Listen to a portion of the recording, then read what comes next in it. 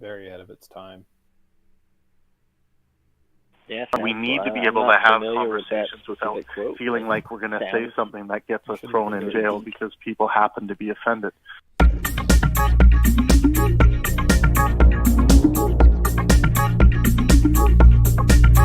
Skepticism.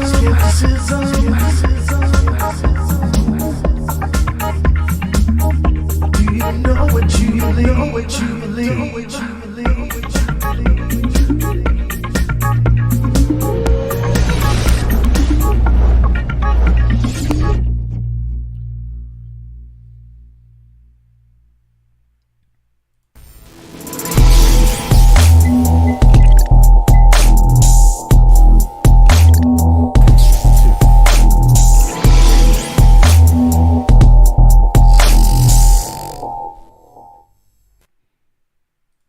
All right, what up? We are back with another Pangburn Hangout. We're going to be hanging out with Zombie Kill-A-Chick today. She actually has worked in, or is working in, law enforcement, and she has been for quite some time. But she's going to be our Friday guest, reoccurring Friday guest that runs a discussion.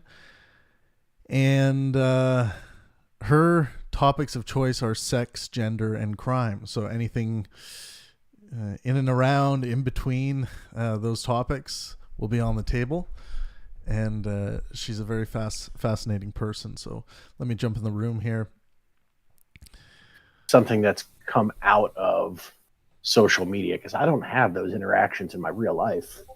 To me, it just seems strange. What up, guys? How's it going? What's up? What up? Oh man, sorry, I got your email. I'm gonna shoot that over to you here in a minute. Yeah, what did you think about that? By the way, guys, we're talking. Scott's mastering my Predetermined Nonsense track right now. Yeah, so do you think 2 seconds is enough at the start of that track? I thought I had trimmed it down. I trimmed it down to where you initially had it, so it's gonna be like cool. half a second, and it's gonna come right in. So nice. Yeah, whatever. Because you initially had it. Yeah.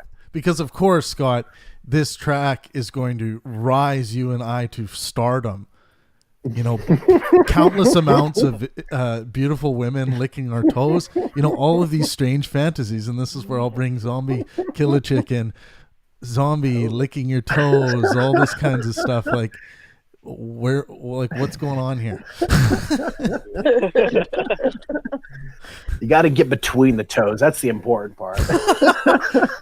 Now, that's kind of like the full penetration version, like of the ass experience. It's like you go deep in between the toes, not just on the tip of the toe.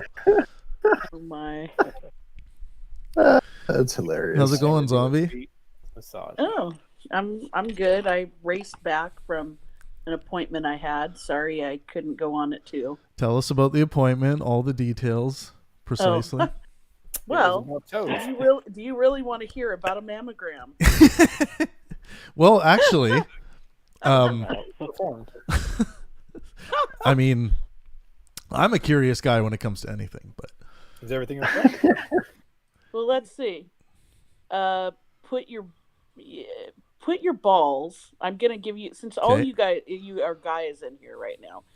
Put your balls between about a 20-pound weight and a desk, and squish it gently, and then hold your breath for about 10 seconds. Oh my God, I'm almost there. And do that 3 times on each ball, and then you're done. That's pretty much what it's like. I'm just gonna go throw up. I'll be right back. No. Sounds like that sounds unpleasant. We like the old way. We like it the old way, where a 7-year-old man comes walking in and says, "Give me your balls and put them in my hand."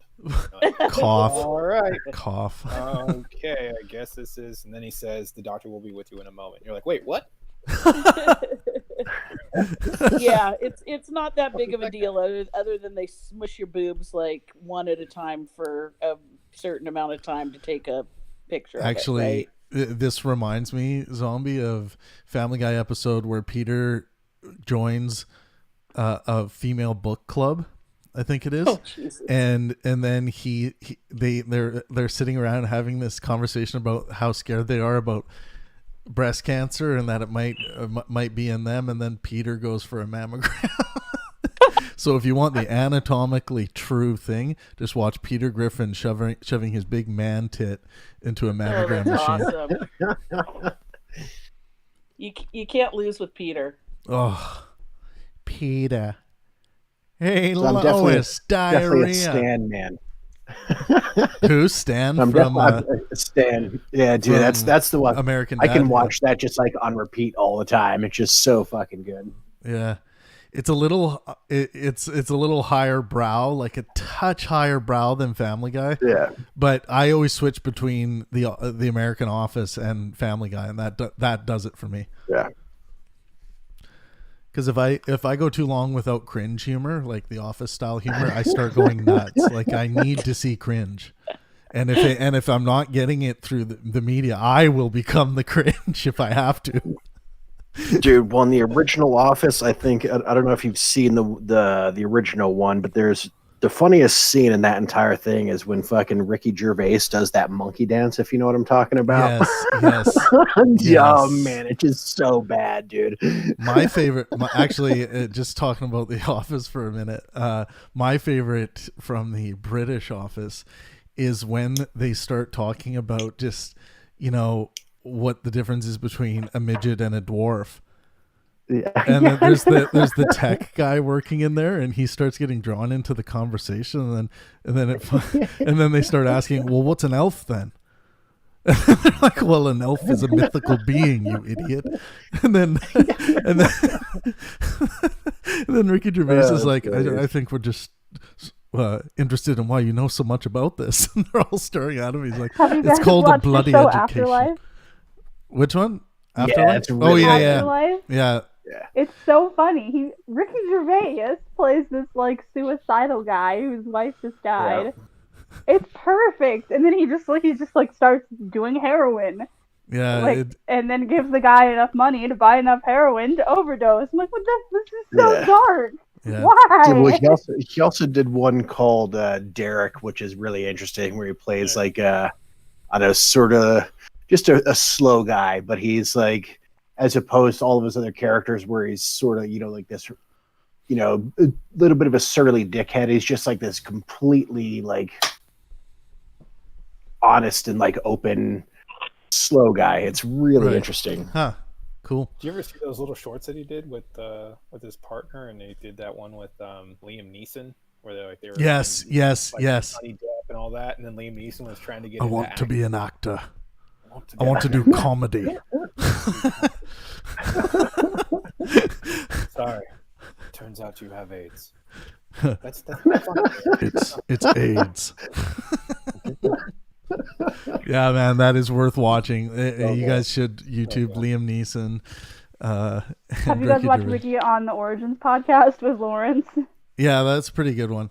Ricky Gervais it's hilarious. Yeah, he's a really good guest. On one hand, like Lawrence is blowing his mind, and then at one point, I know I've said this before, but it's just so funny.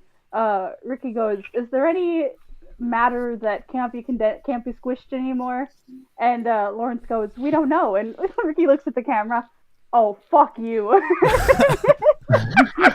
Yeah. All right. So funny. So, Zombie, what did you want to talk about today? Well, I wanted to pose a question to everyone. I've got a few little questions, but and kind of ask about what people what does being sexually healthy mean to you? I'm not just asking you that, Pangburn, but like to the general audience, what they seem to think. Yeah, I'll go last. This conversation doesn't pertain to me at all, so I'm gonna head out. Peace, Miller. Hey, bye guys. Have Michaela, fun. even in unhealthy sexuality, it can be healthy. I mean, okay, so I guess if you're asexual, like, it's healthy to not be having sex. Because even if you're rubbing one out, though. Even if you're rubbing one out, that's a sex life. Well, nobody. Obviously, I'm gonna rub one out. I'm gonna rub out many. But I mean, that's different. No one's asexual, so I don't see anything healthy about What? being asexual. I said no one's asexual, so. I can't hear. Oh, He said, "Yeah, Grim, your mic is really low." really? Thank you. There we go. Yeah. Yeah, well, I said no one's asexual, so I don't see anything healthy about trying to be asexual. Like we're Why do you humans, think right? that there aren't people who just don't have a sex drive? Not having a sex drive is not asexual. Asexual means that you reproduce on your own. Unfortunately, humans don't.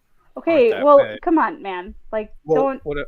And so the studies show that if you don't have a sex life, then there's overwhelming evidence that show basically a lot of mental Micropenis? issues.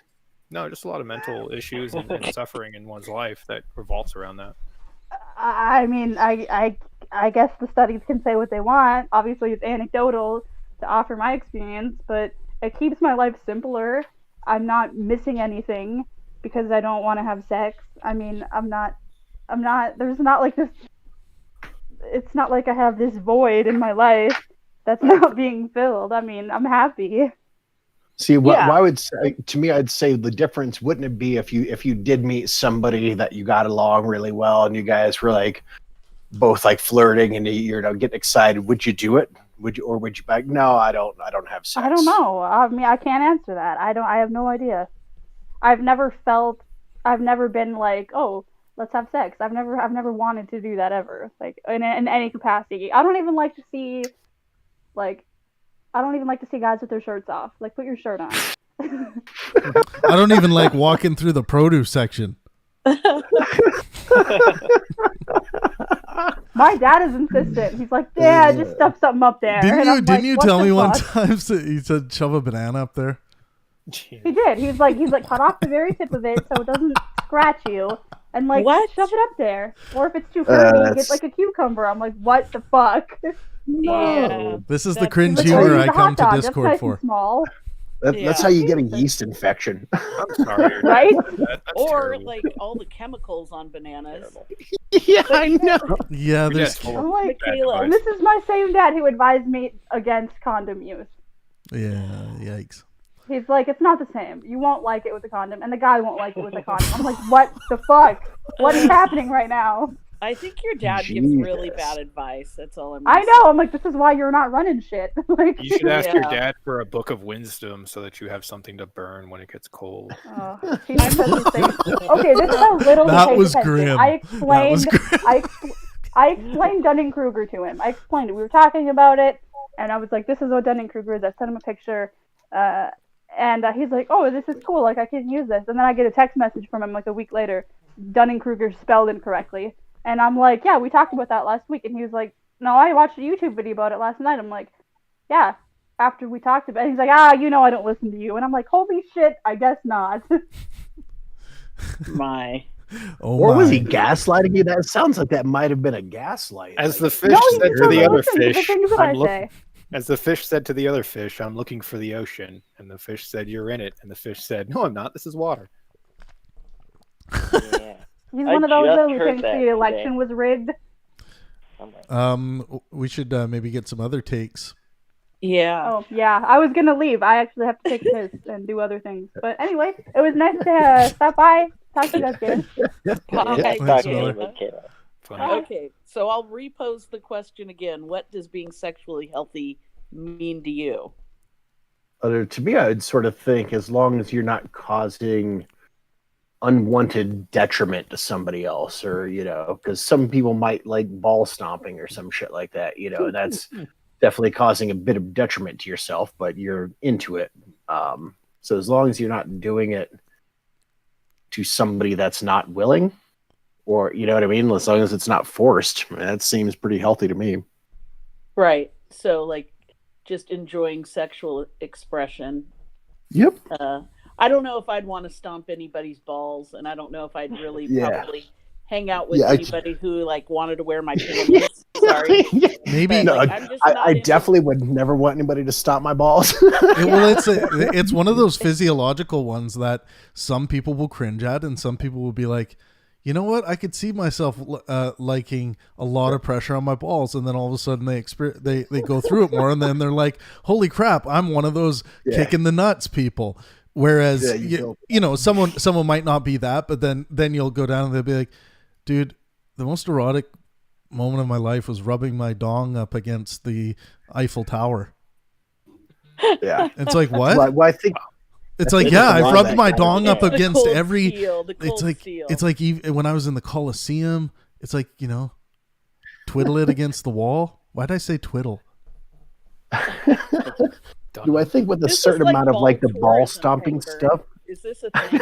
Ball tourism? What was that? balls across the world? What was that, zombie? Ball tourism. Yeah, Dip your balls in Crater Lake. You can like, ski and dip your balls in the fountain of snow on youth. Mount Hood. So you got nice tight balls, but So the you rest got of your very body's old. tight balls, and then the rest is just a sagging mess. When it's warm and you're in the Bahamas or something, they're really long and descended. Yeah. I would say that you'd have to take a photo of each one of these ball tourism activities. Do you know what this reminds me of? You guys know Magic the Gathering, the card game, right? So there's this guy going around to all the Magic the Gathering World Tour tournaments and stuff, and he was making a collection of butt crack photos. It was literally because at these things, for some reason, you always have these huge dudes with their ass cracks hanging out while they're playing cards. That's so true. And I can attest to this. Eyewitness. I was the count. So true. Were any of you ass crack models? Negative. I was always weirded out by people who just didn't have the self-awareness to like not have their whole ass covered. Like I don't get it. No. The kind of person you want to sit behind at a movie theater and throw popcorn at? Oh, and then eat it? No, hope that they don't find it till they get home. No, you leave it until halftime and then enjoy your extra salty snack. I am 6'3" and I suffer from ass crackatitis. All right, it's not mine. But when you They don't make pants that long. There is a Fucking tall pants. section, Mr. 6'3". Fucking pants. Yeah, and those suck too. You need to go to big and tall, man. Big I and know. tall. Well, zombie, you don't want to throw popcorn. You want to throw Hershey's Kisses. That's even better. Oh, That's so God. Well, funny. to bring things back on track, I think the honest, reasonable answer for a healthy sex life is clear and honest communication with anybody that you engage with, so that they have the expectations preset and not just feel like there's just some sort of innate rhythm that everyone just needs to follow, because unfortunately those innate rhythms sometimes leads to just discourse in the bedroom, and it leads to real big problems where some people might say they'd be taken advantage of or just get super awkward. But honestly, just being honest and upfront and saying what you're into. Yeah, no, totally. I think that's definitely, one of the bullets I wanted to kind of to get at. Because like even what Michaela said, like to her, even though she's, not having sex, that is healthy for her, So what about Dao Su? Do you have any input on that?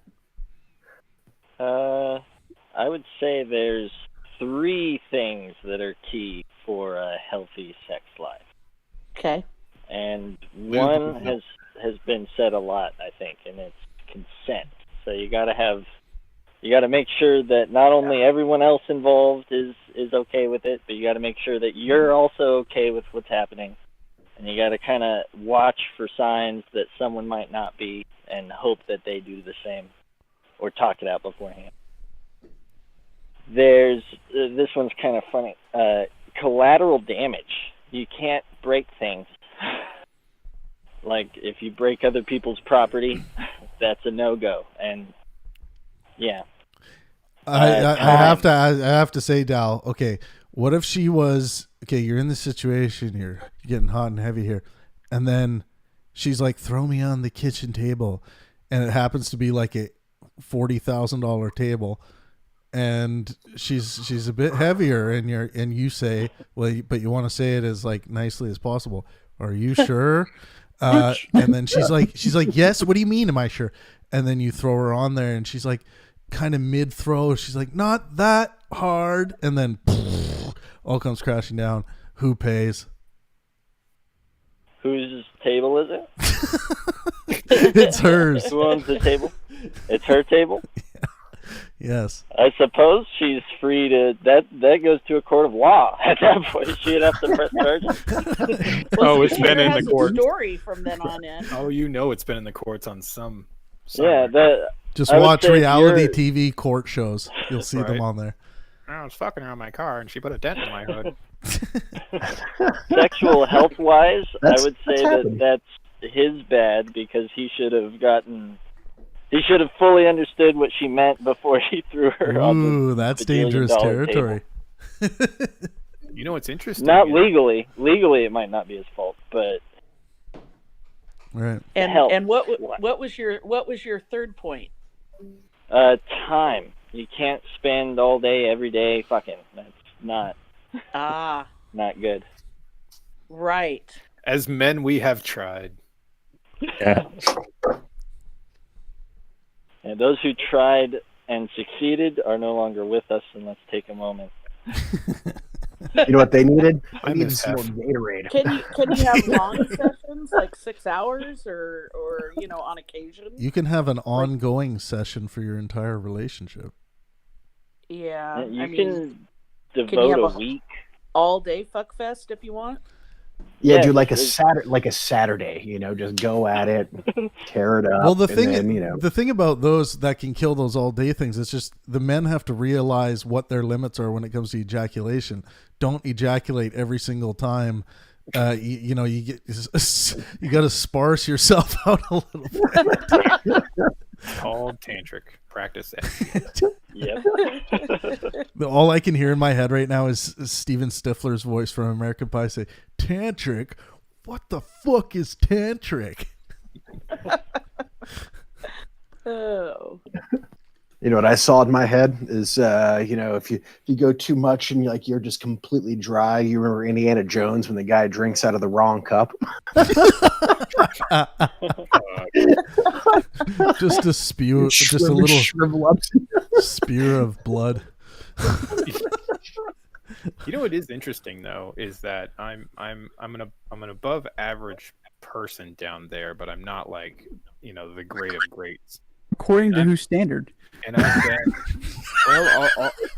let you know right now. I've held the line. I've measured. Grim's camera just went live on Discord. Look out! 6'3" and size 12 feet. You kind of start putting the two and two together. But the point is that I've been with women where it is a real hot dog down the hallway situation. And then I come in, right, and I'm like, that was like their former love or whatever, and I got to come in as like, well, fuck, man, I'm not carrying around a fucking baseball bat between my legs, so this is weird. But would you whisper things like, what was the fucking Hulk your ex-boyfriend, or? Yeah, it's like, well, unfortunately, as the act is starting, it's just like she already knew, right? And it was like, I'm sorry, my last boyfriend was big, but I didn't know until like I'm starting the act, and I'm like, all right, well, this is plenty of room to exercise. And wait, are you saying that she's like sloppy seconds on first? No, I had two of them, right? Where I couldn't tell with the former. The last one that I had was like I could tell, and she just broke up with her man after like 6 months, and then we kind of connected, but we were just kind of fooling around and from time to time, and she literally let me know, and it was like, interesting. But at the end of the day, I actually performed better through the methods that I had, and it wasn't about having a big dick. In fact, she even complained about that situation, about, well, it's like you can have that kind of size, but you've got to be understanding about how to use it. And and I've talked to this about my cousin who's well endowed. And he's gone through so many girls. Like he's a big player, and he does this thing. But it's which I know.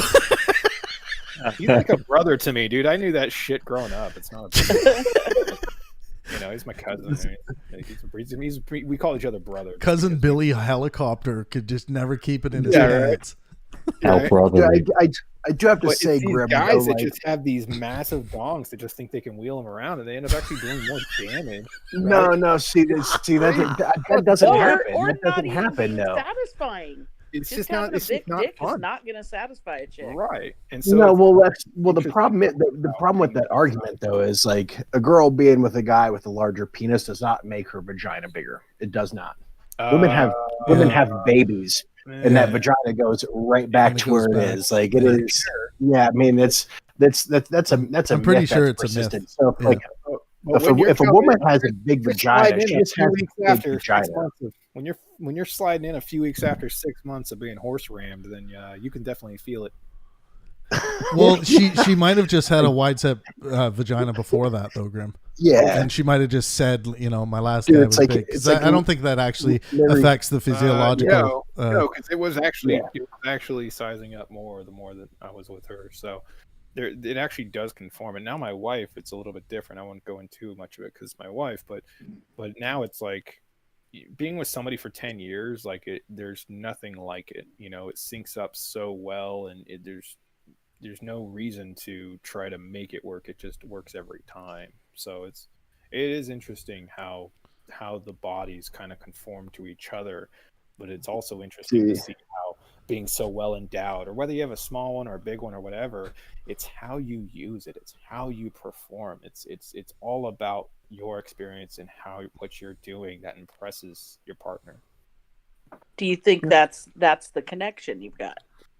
Yeah, exactly. Like that, I would say that's more like something that developed over time, your connection with this person. So because it's one of those things you also have to realize emotions are involved in it, so as you become more and more emotionally attached, these feelings become more pronounced and it becomes more pleasurable. And like, there are these aspects going on that is not entirely just physical and, you know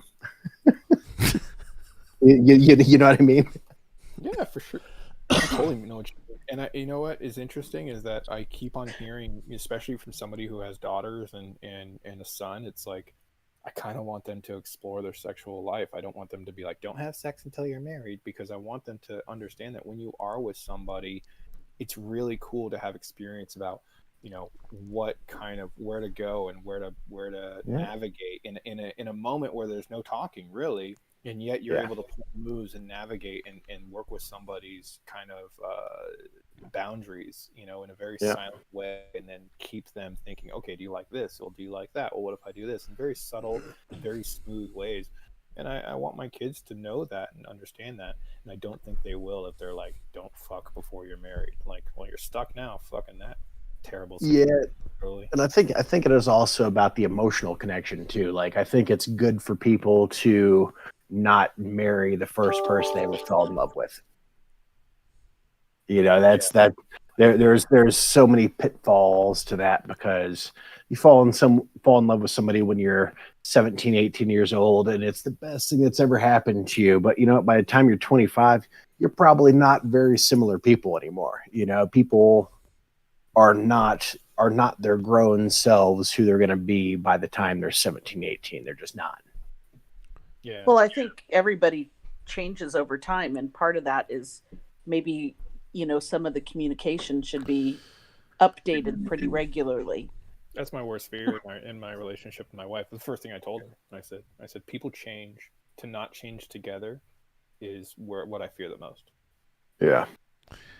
Yeah, I was going to say, Scott, to your point on like a 17-year-old, I think people have growth spurts, psychological, ideological, all kind of these different growth spurts all throughout their life. Yeah. And sometimes you might just meet up with them at the wrong place at a wrong time, where you're kind of getting the peak of their, the final parts of this personality existence, and then all of a sudden, they're gonna, get to the age where something changes biologically, and then it has a profound effect on the person, and then you're just like, yeah, this is not the same person. Yep. And there is a huge biological effect on the way people think. Like when you're 18, you think completely different than when you're 40, and a lot of that's based off like hormones and all these things that you are not in control of. Do you know what's addicted to thinking at 18? Well, and life experience too. Exactly. Well, and think of something as simple as your gut, right? Like think of what a change in your diet, or even a change in sexual desire, something like that, what that does to even your ideological structure, which is going to inform your beliefs, which your beliefs inform your actions. So it's like all of these things that seem like small changes. It's like when someone decides they're going to make a change in their diet, and to begin with, everything seems great, seems successful. But there are small changes that are happening along with that a lot of people ought to pay attention to as well. Yep. I think the only thing that I haven't heard from anybody yet is being able to express yourself without guilt or shame with your partner. That's what I touched on in the beginning, is doing it, expressing yourself and being communicate in a way that you're honest. Be honest. Yeah.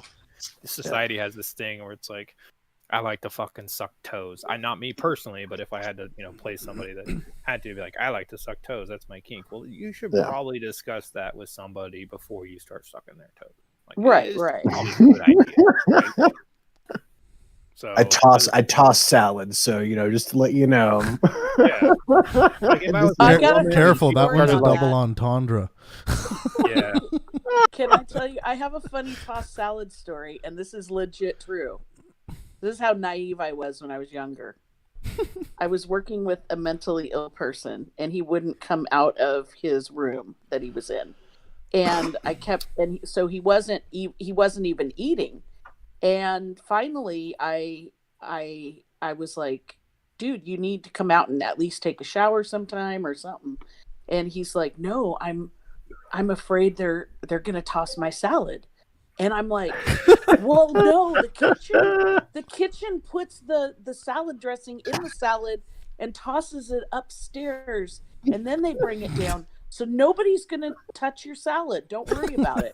And I just went along and did my own thing, and That's finally amazing. he eventually came out, and he told me, he's like, you don't know what tossing a salad is, do you? And I'm like, well, yeah, you get your salad together and you put your salad Add some dressing on it dressing. and mix it up. Get a big fucking But spoon. No, I was so wrong. True story. Sorry. Dude, that's hilarious. That is So funny. he goes like the old Chris Rock joke where he's like, yeah, I like to toss salad with jelly and croutons. Nice. Man jelly.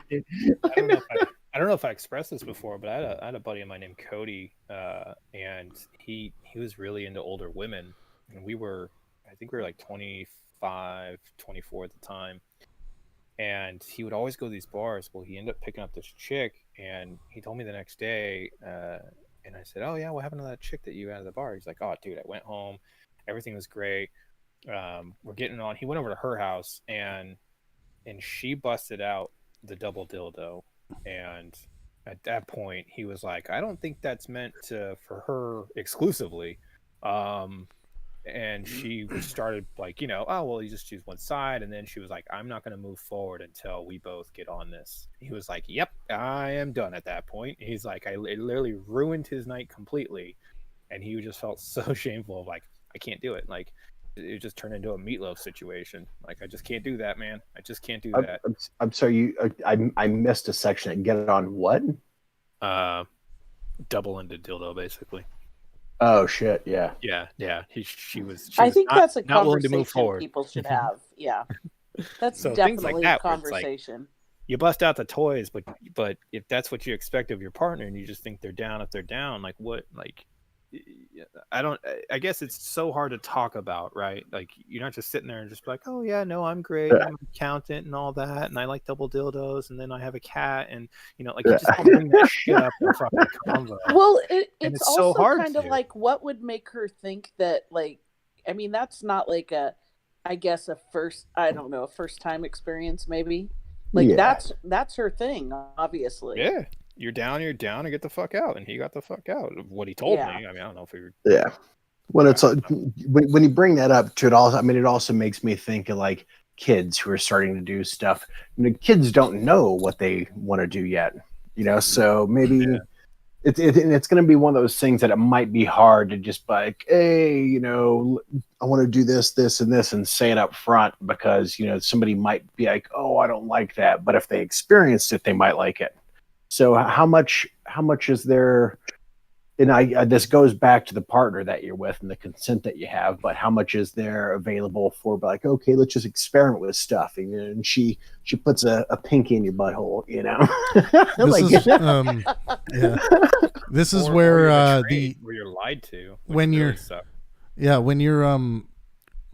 when you've had experience. The problem is in the gray area between experienced and not experienced. Yeah, exactly. It's like when you've had experience, and this includes like a lot of people there's so many anti-porn people out there, which I find just ridiculous. It's something that usually people's arguments are, well, you don't want to do so much, so you get addicted and relying on it. It's like, well, yeah, that you can make that argument for essentially anything, including your favorite Netflix series that you never, including vanilla Swiss almond Haagen-Dazs. Exactly. Now that one, oh yeah, yeah. So, but eventually you develop a list of hard no's, or even with some people a lack of a list. And I think when people are searching for long-term partners, if they're kind of ready to find someone to settle down with, I really think the new age graduation of, say, the dating app is going to be, people are going to enter their hard nose in sexually in an anonymous part of the form, and the dating app will actually match them first to explore sexual compatibility, and then from there, if the sex is compatible, and you can only get so good at this because, like Scott was saying, things graduate, people haven't tried things, but typically after you've had some experience, even a couple, 2 or 3 maybe hard no's that you have things, and a way to discover this is thinking about the thing you would never do. And think of a movie star. Think of the most attractive person you've ever come across.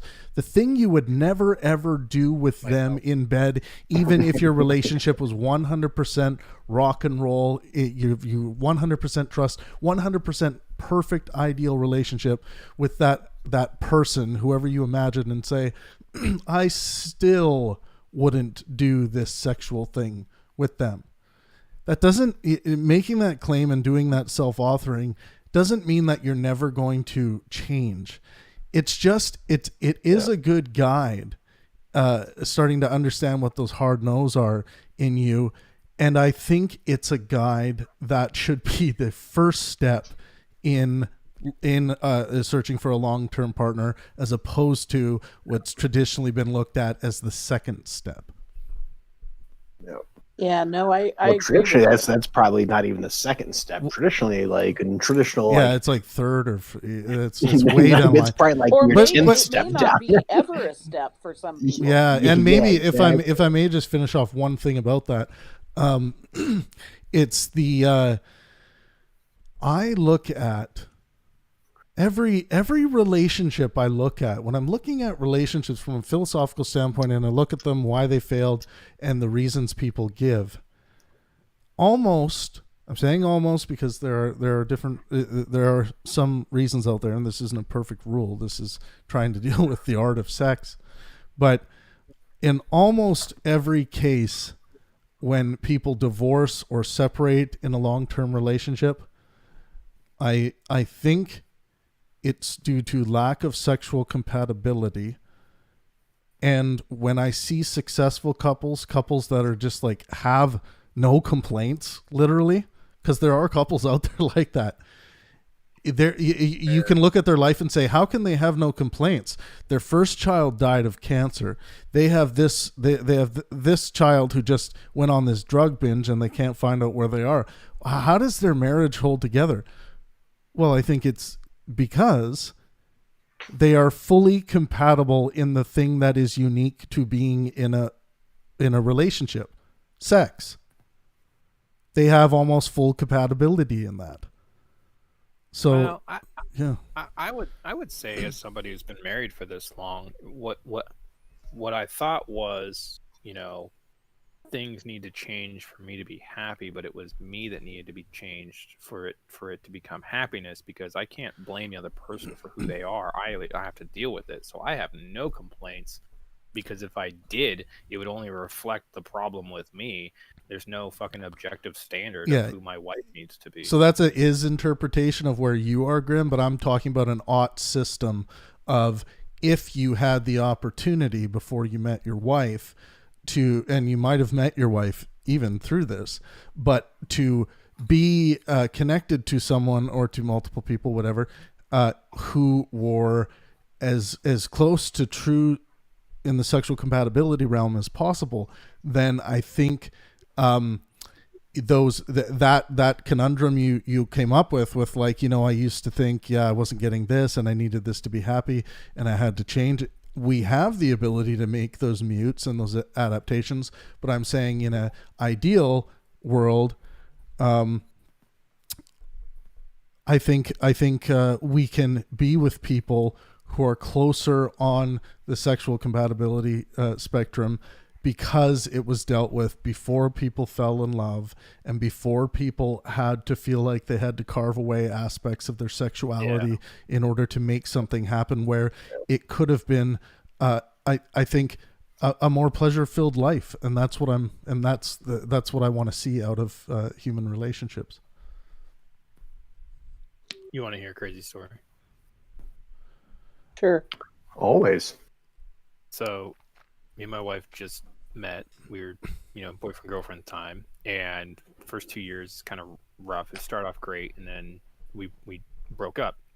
Well, this other woman was hounding me, like, very flirtatious. And I saw her for work from time to time. And she was married. And she told me that she actually separated, and she's not with her husband anymore and all this stuff. And so then me and my wife broke up. She took that advantage to kind of like say, hey, can I come over and, have some fun? And I was kind of down and looking for kind of just something to help me with my pain and suffering. And so I said, sure, why not? And we ended up doing it and having the act and all that fun stuff. And it was really hard, actually, for me to do those things. But only to come find out later, she was still fucking married, and I had to talk to her husband from fucking time to time. Oh. Ouch. So there's like a fucking betrayal of like, you didn't say shit to your fucking man. You bullshitted me. Wow. You just don't like the relationship you're in, and you got a piece of me, and I got to fucking look him in the eyes and break my own fucking moral codes here. And it was rough. I didn't say shit, and I haven't talked to them in fucking years, but it just is what it is. Or it's just, you feel this fucking betrayal. You just feel this. Yeah, feel dirty. Unfortunately, I'm happy with our relationship, but you know what? At the end of the day, I kind of gotta let it go and be like, well, it just kind of is what it is. Yeah, man. I feel like I should have done more, honestly, to be like, hey, can I fuck your wife, or what's going on here? Dude, your wife. That's when you come up like, your wife's pussy is so tight. Oh my god! Oh my god! Sex with other people as well. If you guys don't know what I'm talking about, if you've never seen the movie Election, you've got to watch it. It's fucking amazing. She gets so wet. Yeah, it's a movie with like Matthew Broderick, where he's like a high school teacher in one of the in the movie. What, like, the, I don't know, basketball coach or some shit is like banging one of the girls, and they get found out, and there's a scene where he's just crying, and he's like in front of the cops, and he's like, her pussy is just so tight. Oh my God. It's so bad. I'm curious. I had like 6 questions, but I'm going to go to the 6th now because Pangburn brought something up. I'm curious what are people's hard no's. The silence falls over the crowd. I can start it. Mine would be dropping a deuce on someone, which someone has asked for. And that would be like, totally. I'm really not into like dropping a steamer on some dude's chest. I have such a long list. Or if somebody was like, "Can I just drop one on you?" I'd be like, "Nah, I'm good." I mean, I actually have a list. Like, no. So zombie. Since you brought it up, so if Brad Pitt, like I'm talking about prime Brad Pitt, I'm talking like Brad Pitt in his fucking prime, okay, fine, Leonardo DiCaprio, Denzel. Nobody. What about Daddy Anthony Hopkins? Nah. No, hell no. You freak me out. No, something tells me Anthony Hopkins would have hairy shit. I don't know why that just popped in. I have a list of hard no's, and I usually tell people what they are up front. It's no shit play. I'm not gonna. Okay.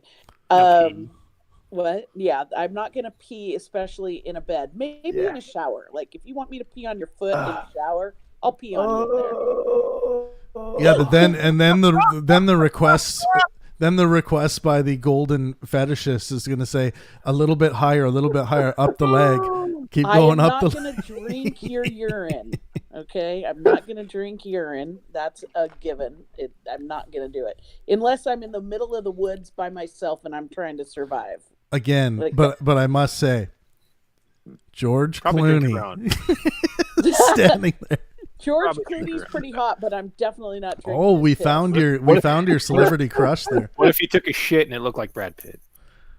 Oh my God! Then I'd take a picture of it and send it to him. I'd take a picture of it and post it on. High. What's that website where people borrow my underwear? I'm not going to hang out with dudes that want to get in my underwear. I think the better way of posing the question is what's common that you would say no to? Because we can all say, I don't like to have my balls kicked in. I don't like to bring the donkey in. I've had guys ask me to kick their balls in. They've asked me to peg them, which I've done. I don't really care if they want to take that or not. So we haven't heard much from James B. He's been rubbing one out this whole time. That asphyxiation issue. All I heard was a little bit of on his dick. James, loosen the belt so you can speak. I don't have a belt on. Okay, that's good. That's hilarious. Robin Williams, this bitch. Sweatpants, James? Huh? Are you in gray sweatpants right now? Actually, I'm in really tight jeans because I gained so much weight. Trying to squeeze that weight out. Gross. That's how I feel after Christmas. Was it 1990? Gray sweatpants. Too much candy. Yeah. I only have one more other no, and it's no children. Everybody, I think, has no children, right? Well, I hope so, but I don't think so. Oh, wait. But what about like a standard? Wait. What are we talking about here? Are we talking about like pedophilia, or are we talking about? Yeah, exactly. Yeah. Well, of course. I thought you were saying I won't date somebody with children. That's what I thought initially. That's what I thought initially, but then Grimm said, well, that must be everyone, I would assume. Well, I've got a caveat to that. Nobody under 21, possibly a little bit older too. Like I'm just not into that kind of stuff. Yeah, the older I get, my age limit raises. It's at about 25 now. What's the legal like? Because I know there are like certain states where the legal limit's like 16, right? That's for the age of consent. Yeah, for the age of consent. You know what's a weird thing about that though? Like, do you know what's weird about that is that like when you find like the dude dating the 16-year-old girl, it's like, what kind of lengths do you think he went to, and were any of those lengths illegal to get in contact with that 16-year-old? Dude, well, think of Dude, well, think about dudes like Elvis Presley. He married Priscilla Presley when she was like 15. How about Jerry Lee who Lewis? was the guy? Jerry Lee Lewis. Wasn't Like, it Jerry Lee Lewis married his 13-year-old, wasn't he? His cousin? Yeah, 13-year-old. Yeah, dude, fucking crazy. 13-year-old cousin. Richard Plant, Led Zeppelin. Yep. 14-year-old. Yeah. Damn. Like how it was so common back in the 60s and nobody blinked an eye. Coming out of the 1800s where that was normal. Dude, that was the 1960s. This is Do you think that might be because there were more defined innate sexual roles? Like, men thought of there was a certain role that a woman had, and women thought that there was a certain role that a man had. Oh yeah. Well, sure. I also think money and perceived power goes a long way. Yeah, especially for parents and being like, okay, I'll allow my kid to marry fucking So there's that. But guys, also think of this: is that there's always been this anxiety up until very recent in human history about populating more, getting more of your tribe, upping the numbers. But it's only very recently in human evolution that we've actually looked at the population of the planet and been like, there's a lot of us now. This does something to the anxiety of feeling like you need to, they're able to bear children. Okay, there you get married off at this age, then that just makes sense. Yeah. There's an element of, we don't have to rush for that so much, and we're not breeding the next warriors for the war against the Kungagalanga tribe over across the river. It might be. Well, have you visited the Kugalunga tribe? They made me their king. I don't know if you can see the toque that's on my head. Yeah, the king of the Kugalunga. They speak in the native Manchakalahuku Zingzang Zulu. Jesus. Can you say that again really fast? Makaladuku Zinghe Zulu. Oh my God. It definitely changed.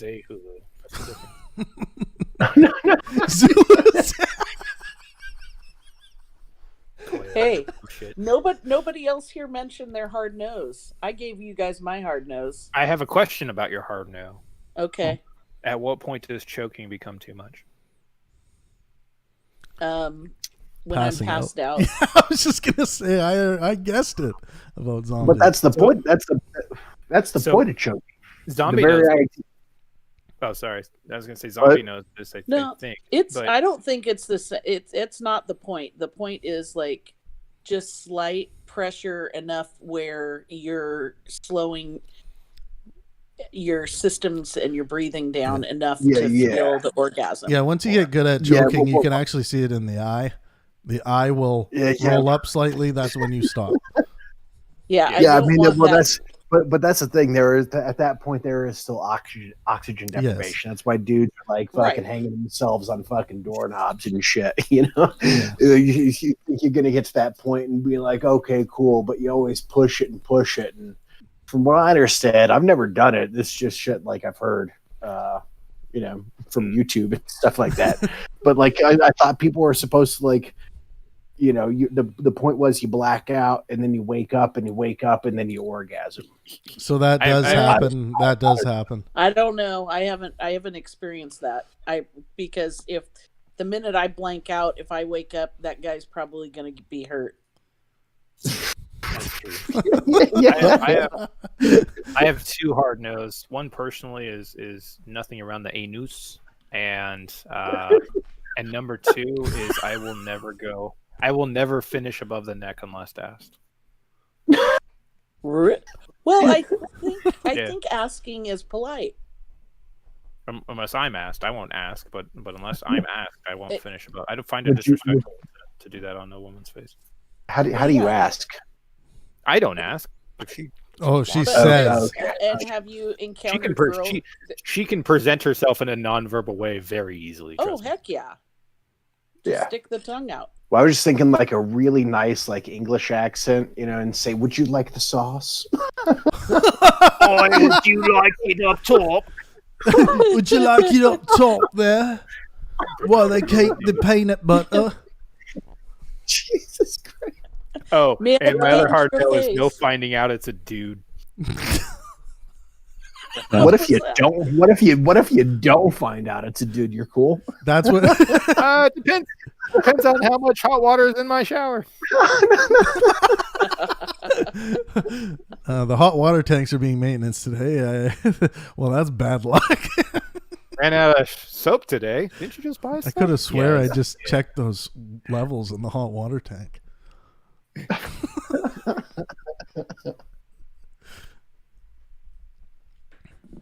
You guys are a quiet bunch. I haven't heard anybody's the rest So, of the but hard noses. I'd say like my hard nose are probably the same as yours. Like no bottom, no fucking, no shit, no piss, no fucking. Like I've had my salad toss. It's not bad. It feels pretty good, so I don't mind that. But I think it really comes down to no shit, no piss. I mean, everything else, if you're cool with it.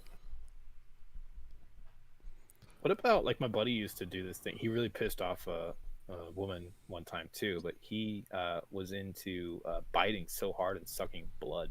Oh no! Yeah, but biting's no good either. Yeah, I was gonna say you guys. biting I was gonna say one thing. People, punched in the face. yeah, people typically leave out blood play because they don't expect it, because not a lot of people talk about it. So you might want to add blood play to your list if you're not into it, because a lot of people actually are.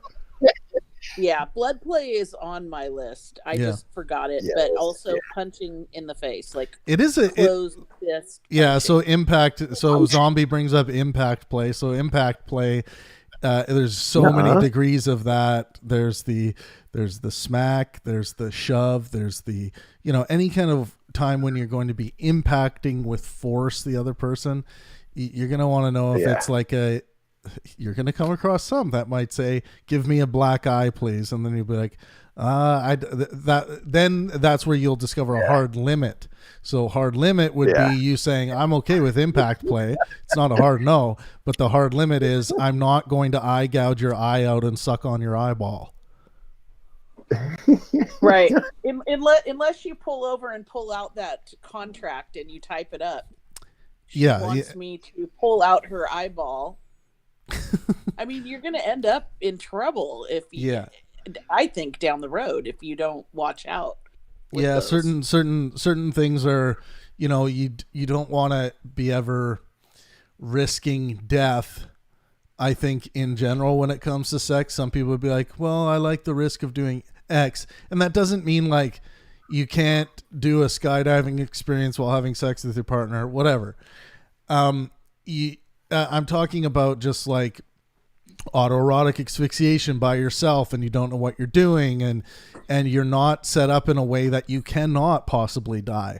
And there may be something within your sex drive that says, but if I add the potential of death, it makes the orgasm that much better.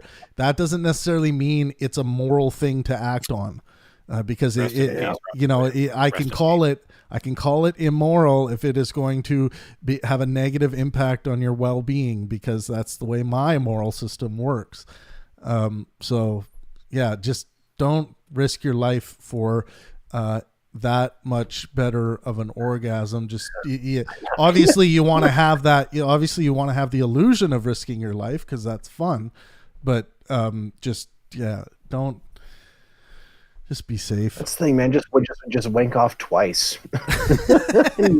you got it twice. But you get it. but Scott, if you even as men, I think you can think back. You might not be able to pinpoint those particular orgasms or those times that you came, but you'll be able to think of like what that feeling is like when you get it all out. It's not it's not the same when you get like half a shot glass out versus if you get like a whole quart of paint out.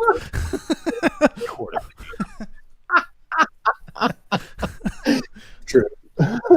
Hopefully white or clear paint, clear coat. It's hard for men. Eggshell. Isn't it weird that we have this always producing buildup? Like it'll never go away. So it's like you're almost like cursed with it. Like part of me wishes that Just there was no such thing as sex in general.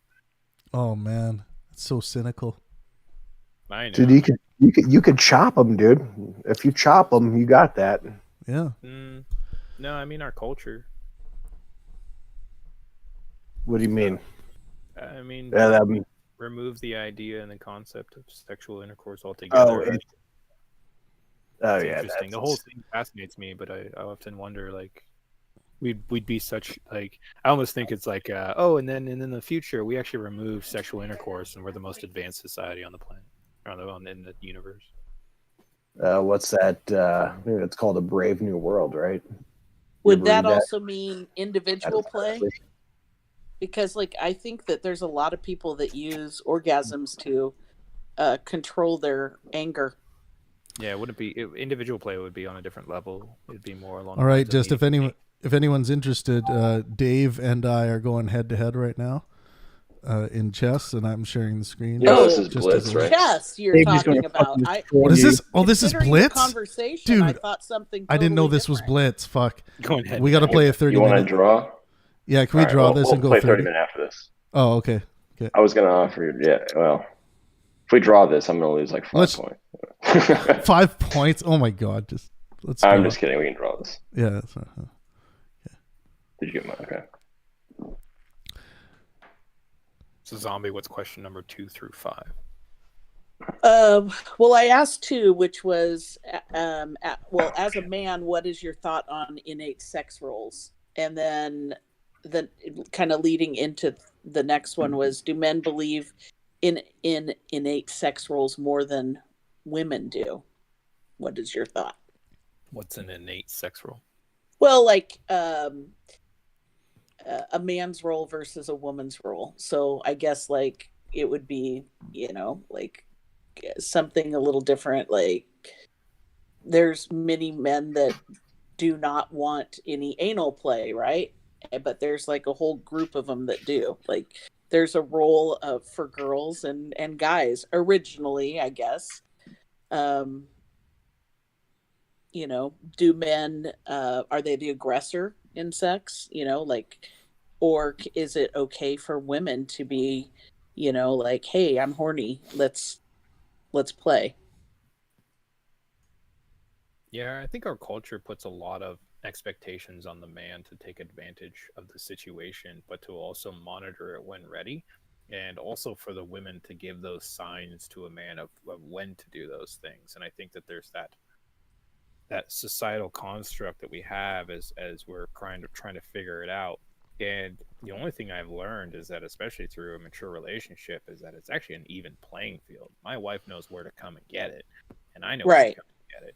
So it just is what it is. And my wife also knows if I want to be the one that gets, taken care of, or if I want to just take care of her, and it's still, the pleasure is still on 50%, 50-50. So it's, as long as it's a 50-50 playing field, then it's like, yeah, I technically have the male side of doing the fucking, right? But at the same time, I've also been fucked by my wife. So it's right. Very different. So like, I mean, I guess what, like original sex roles would be that the man would be the dominant, going after it and kind of leading the pack, but I think that you two probably have really good communication. And I mean, I agree that 50-50 thing, but that might bother some men, for a woman to be more assertive and aggressive. Yeah, I just was interested to ask. I know there's a bunch of dudes out there, and I've got friends that are like that, of just like, like they go home and like they just make their wife basically do, whatever they want. And it's consensual, like, don't get me wrong, but they're definitely the dominant, side of it. I never understood that. Well, I almost wonder how much society is kind of like shamed, like, the old slut shaming of women in general for being more assertive. And, that we don't even understand that it's kind of like innately taught to us when we're younger. I think women control the situation no matter what. Men are naive, dumb fucking dogs. Well, yeah, I mean, I guess if they're shutting down the pussy, it's their control. But like, see, I don't think that works, Zombie. I think when women they think that this is a good tool, but it always ends in chaos for the relationship. Right? No, I don't think that that's healthy at all. No. But I'm but I'm saying I don't think that it even works. Like men are just. I think psychologically they're just going to be like, you're not going to give it to me, okay. I think that relationship. That's when it starts to die down. Yeah, definitely. I think what I mean is that I think women are dominant and always have been for the most part in modern society because of the fact that they understand as the sex that gets, honestly, the one that gets fucked, having the female member, they understand how to give the right signals, control the situation, and move those, and they do nothing but really think about those things and understand how to manipulate the man in a way. Manipulate, I'm not really using that word correctly, but send the right signals in order to get the man to do what they want, but make the man do all the work. And you mean to say they have the social power to decide when and if it happens? Pretty much, but also to make it so that the man thinks that they are also in charge as well. So it's a very interesting play. And women practice this. My wife practices it. I know my wife, like, she still does it today, and I'm like, I'm not fucking stupid. I know when you're doing this. Like, I know the moves you make, right? So it's just, I think that's common. But do you think that's because you know each other so well? No, many women have done this move, and you see it all the time where they're like anybody in the room would read that woman as not interested in him, but he'll chase her anyway. But then if you are a smart man or a smart woman, you're like, oh, she's fucking playing with him. Like she knows exactly what the fuck she's doing to him. And she knows so exactly kind of like a cat and mouse game? Oh, yeah. When it comes to cat and mouse games like that, the woman 9 times out of 10 knows how to dominate the situation. So there's very smart That's women. Interesting. On the aggressive women's side, yes, you have women who are not aggressive, who don't know how to play that game. But when it comes to the aggressive women, it's not about like, oh, I'm going to go fuck him. And then they go up and start, grabbing his dick or start making moves towards that. It's a very subtle play that'll get him to make him think that he's the dominant one. Because they want to give him that power because they know it'll be a better ride. Gotcha. Well, do you think partners influence the other's belief about those original roles? Like, does your wife read into you that you are amicable to like this 50-50 kind of relationship in the bed? Yeah, I mean, we're 50-50 in the relationship altogether, and she was born Christian in a lot of ways of like, you need to serve the man comes first, and honor to your husband. And I look at her like, that's bullshit. We're a partnership, and that means every fucking step along the way. And if there's something that I do better than you, then that's discussed and I take on that role. But at the end of the day, it's a partnership. I'm here to live my life with another human being, and then we'll talk about what fucking sex roles we have, and then we'll talk about our beliefs after that. But I'm here to live my life with another human. That's my friend. Right. I mean, that's refreshing to hear, but I don't know if other people actually think that way, you know. I would note that I possibly have testosterone issues that I've looked into in the past and things like that, so I do think differently. And I was also raised by a single mom, so there is some difference there in me. That's funny, because I often say I'm like this woman who thinks like a man for some reason. I've said that before to people, and I don't know if that's true or not, but I mean, I'm 100% woman, and I like dudes, but I often, my mind, I think, goes in the gutter like a guy.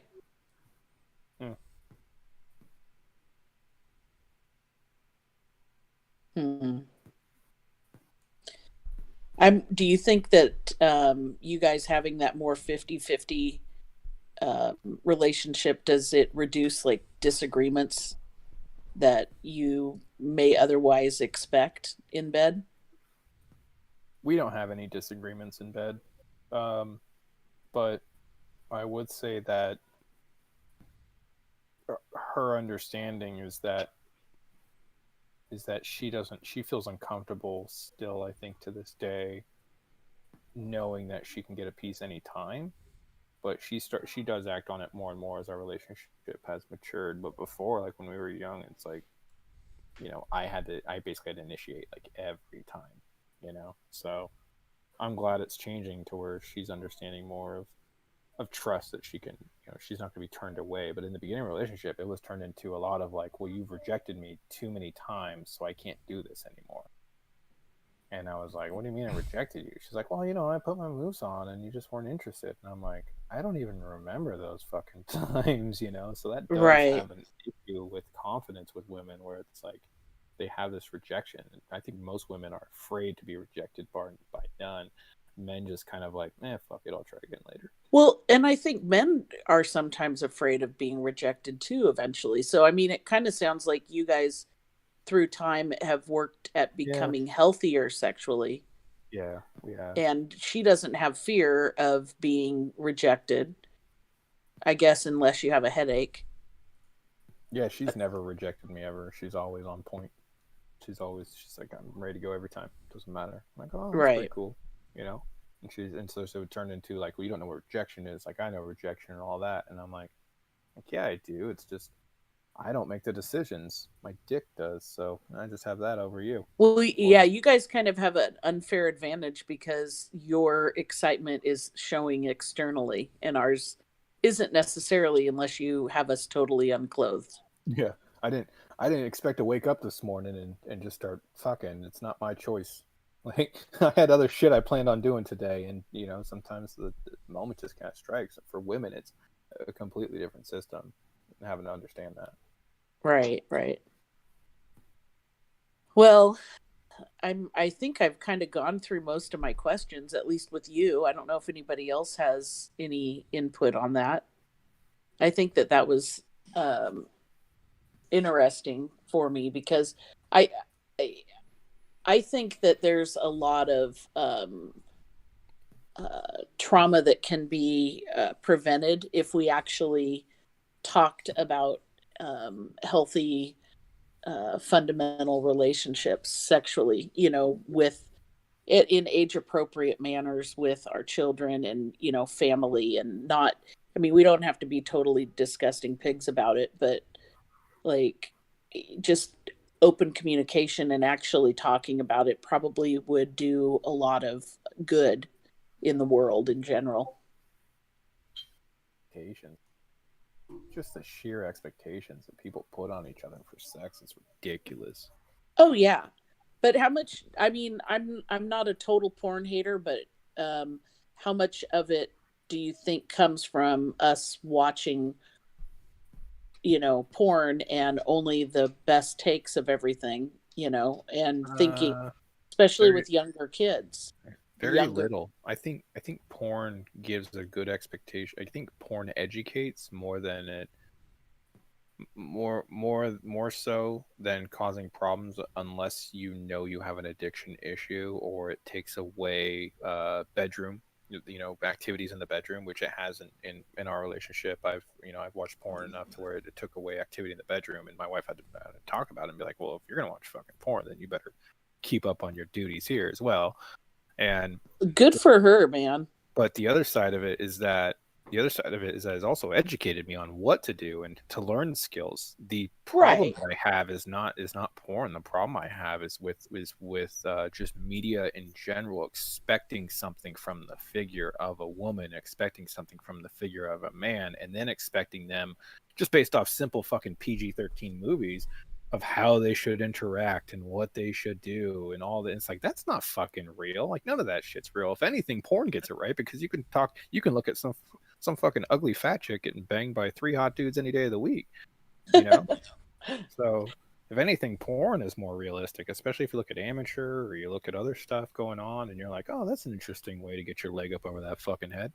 Yeah, no, I can see the educational bullshit. component of it, but I think that there's often, if that's, rewind yourself to being about 14 or 15, because these kids are watching porn and they think that that's the only way it can be done. Like if you're not making a girl squirt and it's not coming, So zombie, I actually think Disney bullshit. Yeah, that actually isn't true. I don't think most boys grow up thinking that. I actually think based on conversations with my friends growing up, we all understood what porn was. It was sexual entertainment. I don't think it hijacks people the way people like to claim it does. This is anecdotal, but I agree with Pangburn there. I didn't have that problem myself. Yeah, and honestly, like with any, you can find outliers who have become addicted to something, but most people are interested. I'm not saying most people aren't interested in trying to recreate some things they might have seen in a porn film. Because that prospect is quite endearing, but that doesn't mean that it has turned you into some sexual fiend who doesn't understand the difference between reality, porn, and reality. That's not where I was coming. That's not where I was coming from. I almost think that it intimidates some young people, meaning they think that they need to live up to certain expectations. Then they're more like maybe women. Zombie, but I just don't think I just don't think men go through that. I think it's actually a myth that gets tossed around a lot. Like I think and maybe it's this thing that women I may have to do a study on that. Well, women might think men expect them to be like they saw in the porn or something like that, and maybe that's something they want to try once or something like that, but it's not. I think kids rationalize porn use and a lot better than people think. Like I think there's a hysteria out there with porn that it's just unsubstantiated. Well, the other note too is, like I said, is that literally like Disney does more damage than porn because it sets the expectations for young kids between the ages of comprehension of a Disney film, 3 to 7, around those areas when they're being formed and being told what the world is. Yeah, but they're not, Grim. They're just not. But Disney doesn't even touch on sex. I disagree. I disagree. About sex. But I disagree, Grim. It's like Disney doesn't do that. Every single person I've ever had a conversation in my life, there's no evidence to suggest that their infatuation with Disney was anything but had a positive artistic effect in their life. That's not what I'm talking about. I'm talking about the expectations of the roles that women and men serve in life and what our society and what our media kind of says, rather than reflect what actually happens between two consenting adults, which is it should be 50-50. It is about 100% communication and finding out what's working between each other. You like that, Grim, but that's something you like. Weird role about it. Media has this weird role about it where the man's dominant and the woman is fragile and she needs to be rescued. Not really though. I don't think that exists, dude. I just don't. My interpretation of modern day media and art and things like that, people are going to go into it and say, oh, that's the problem with society, what I saw within that art piece, and it's this problem and that's the problem with society. And I'm just like, why did you pull that experience out of that artistic piece? Is your skepticism so poor that you can't understand that was just an artistic piece that you just saw and enjoy it or not? So you find it healthy that the woman has to, that our media shows women at these skinny levels and perfect bodies, and they don't. And you're just watching those programs that show that, and you're identifying with. Yeah, they're the ones you choose. I don't like those ones personally. The majority of our media is showing women and not their natural form. Honestly. Well, there is no natural. That form is their natural form for some of them. Yeah, there is no. Grim, you have it sounds like you have a standard of it sounds like you and I just prefer a different kind of natural form. I don't like the beautification of women that does not reflect the majority of women, right? But you have this small narrative of big tits, big ass, and a skinny waist, and that's the narrative. Yeah, but that's just picking on the minority, though. Right. But the minority You're saying everyone has to conform to the majority. And women do, and they try to meet those standards. Yeah, well, but and no one's those saying they standards have to. change from time to time. This whole Those thing of standards are I think constantly evolving. Well, I think what Mace was getting at was he was saying women are conforming in the way that you're saying to the minority, to the people who are big breast, skinny waist, big ass. Because he said that was the minority, right? I might be wrong on that. No, I think I must have misunderstood you. Because you were talking about that was picking on the minority, and then you brought up, or then Grim brought up the normal woman or the. Never mind. Don't worry.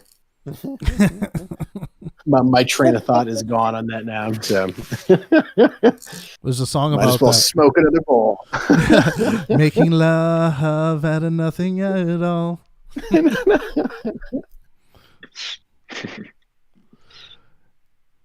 Yeah, I think all of this. I don't have anything else to chat about. Yeah, no, I think those were awesome talking points. Oh, that was sorry. No, I think did I misunderstand you, or did you say something about they should portray only what the majority of people look like, or something along those lines?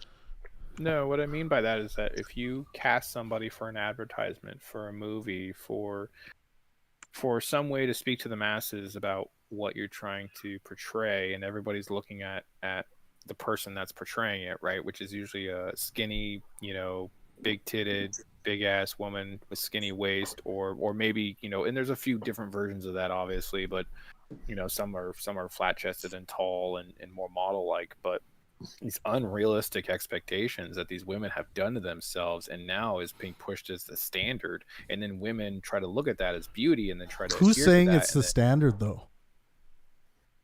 Who's pushing that? I think that's what Mace was saying, is that's not the standard. It's like that's the minority of people, right?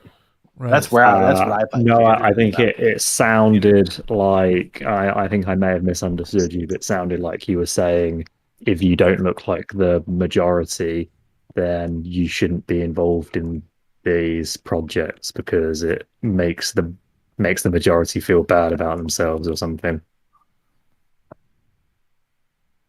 Because the majority look at this minority and then they get self-esteem issues. Is that what you were saying there?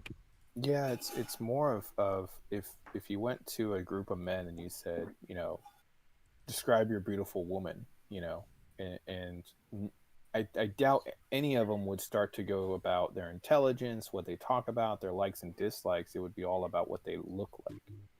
Beauty is superficial. It's nothing to do with intelligence.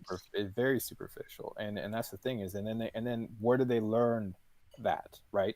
Where did they learn that? Well, no, that's the definition of the word, at least in that context. Yeah, so there's genetic symmetry, which I've looked into, which is, if the face is certain ways and it appeals to most people and how this works, and you can actually, look at that stuff mathematically. It's very interesting.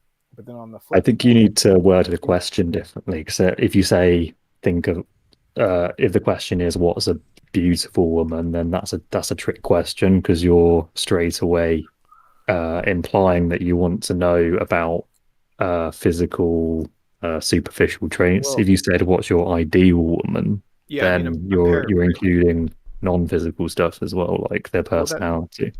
And I'm paraphrasing in a lot of ways, because it's. I mean, I'm not paraphrasing, but I'm trying to just get to the point of like. It shouldn't matter about the physical constructs. Like for me, if a woman can stimulate my brain, I really could give almost two shits what she feels like. Yeah, that's weird. Like. Sorry, I'm multitasking in a lot of ways. I'm serious. Like I know that I can be happy with my wife if we never had sex again, if she went through a horrible accident, or if she was just like horribly maimed and all that. And to me, it's like because she is different. It's totally different. So to me, the perfect woman has nothing to do with the physical. And do you think that should be the case for everyone?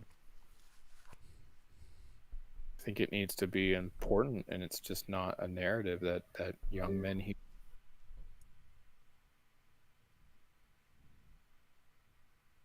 Yeah. hard. And then we have this whole sexual narrative of men that grow up that's like, here's what your women need to look like, and then we'll try to strive for that. Yeah, no, I mean, I think it's sort of different too. Like, there's definitely a certain age where people grow out of that, but there are certain things, like if you're in the financial industry and Wall Street and you got like all these dudes trying to fucking swing their dick around all the time, they're probably going to be those kind of meathead assholes that only think about that kind of shit.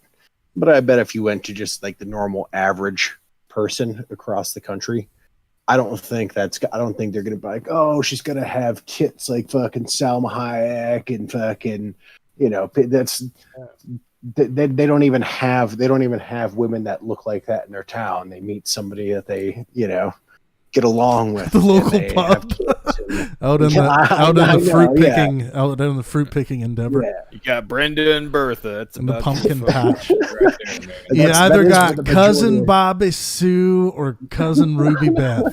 Take your pick. It's like prison around here. The sex you want, you ain't gonna get, and the sex you get, you don't want. Have any of you guys read the book, The Game? I'm actually nearly finished with that now. The movie's good.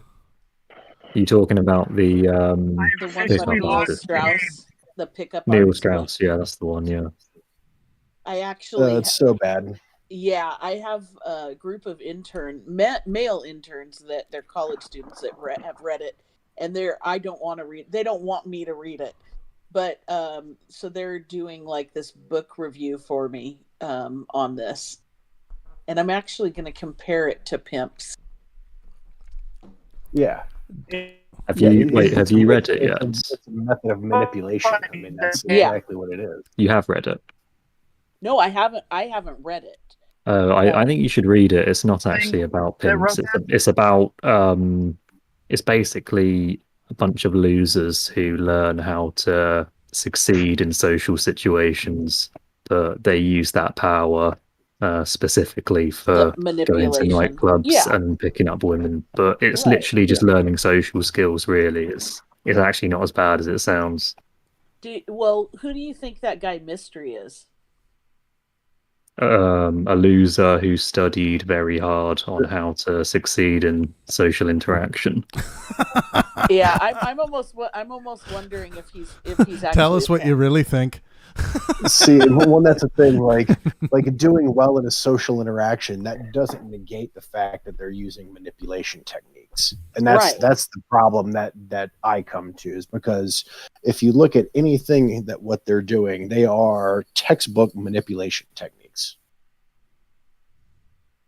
Same kind of shit like fucking cult leaders do to fucking people, like you try the to earth is being recycled. What's the difference between manipulation and persuasion?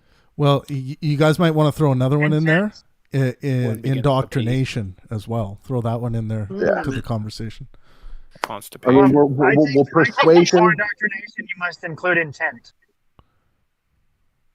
But with teaching desired, you may have the intent to want to teach a certain topic to your child, and that wouldn't be indoctrination. You might want to add malicious intent. Yeah. No, I'm just saying intent in general must be included for moral proclamations. No, right? I don't think indoctrination is ever malicious. I think you're thinking of a circus fire. Those are intense. Like when people get indoctrinated into a religion, it's usually not malicious. Well, religious people themselves think they're doing them a favor. See, that's interesting. Mace, I do want to get to your point that you made, though, real quick. Ahead, Scott. Yeah. What's the difference between manipulation and persuasion? Persuasion technically should be the idea of using reason and logic to persuade somebody to a specific position. Now, with manipulation, you're using techniques that person might not be aware of to manipulate their response. So things like making somebody feel bad. You know, this is the classic thing that like people who are good manipulators do. They'll do something to make you feel bad, but then they'll come in and then make you feel good. And they're the ones that make you feel good. And this is a classic technique that is used across the board, from cults to I mean, even the church does it all the time. I mean, it's like a classic manipulation technique. Build you up, break you down. I think persuasion is to find a way to change somebody's mind to achieve their goal, and manipulation is to find a way to change somebody's mind to meet your goal. Intent. You're a better mentor there. Okay, right, that's interesting. But yeah, in the book, the way that it's described, it's like it seems evident that the techniques that these guys are using are the techniques that these women want used on them, because they won't go for any other guys that don't do those things. Yeah, no, they might be going after women who have had previous damage or something like that. I mean, you don't know. You can't possibly say, okay, that's what all women want is what these guys are doing, because there are people who do. Nobody's saying that all women want gravitate. That. They're specifically saying that the women in the bars want that. That's a false equivocation. No, in the book, they say that the techniques work on all women. He picks certain women in those bars. Like, it's very predatory, is what. Well, it's just like some. No, I've read it. He said he does.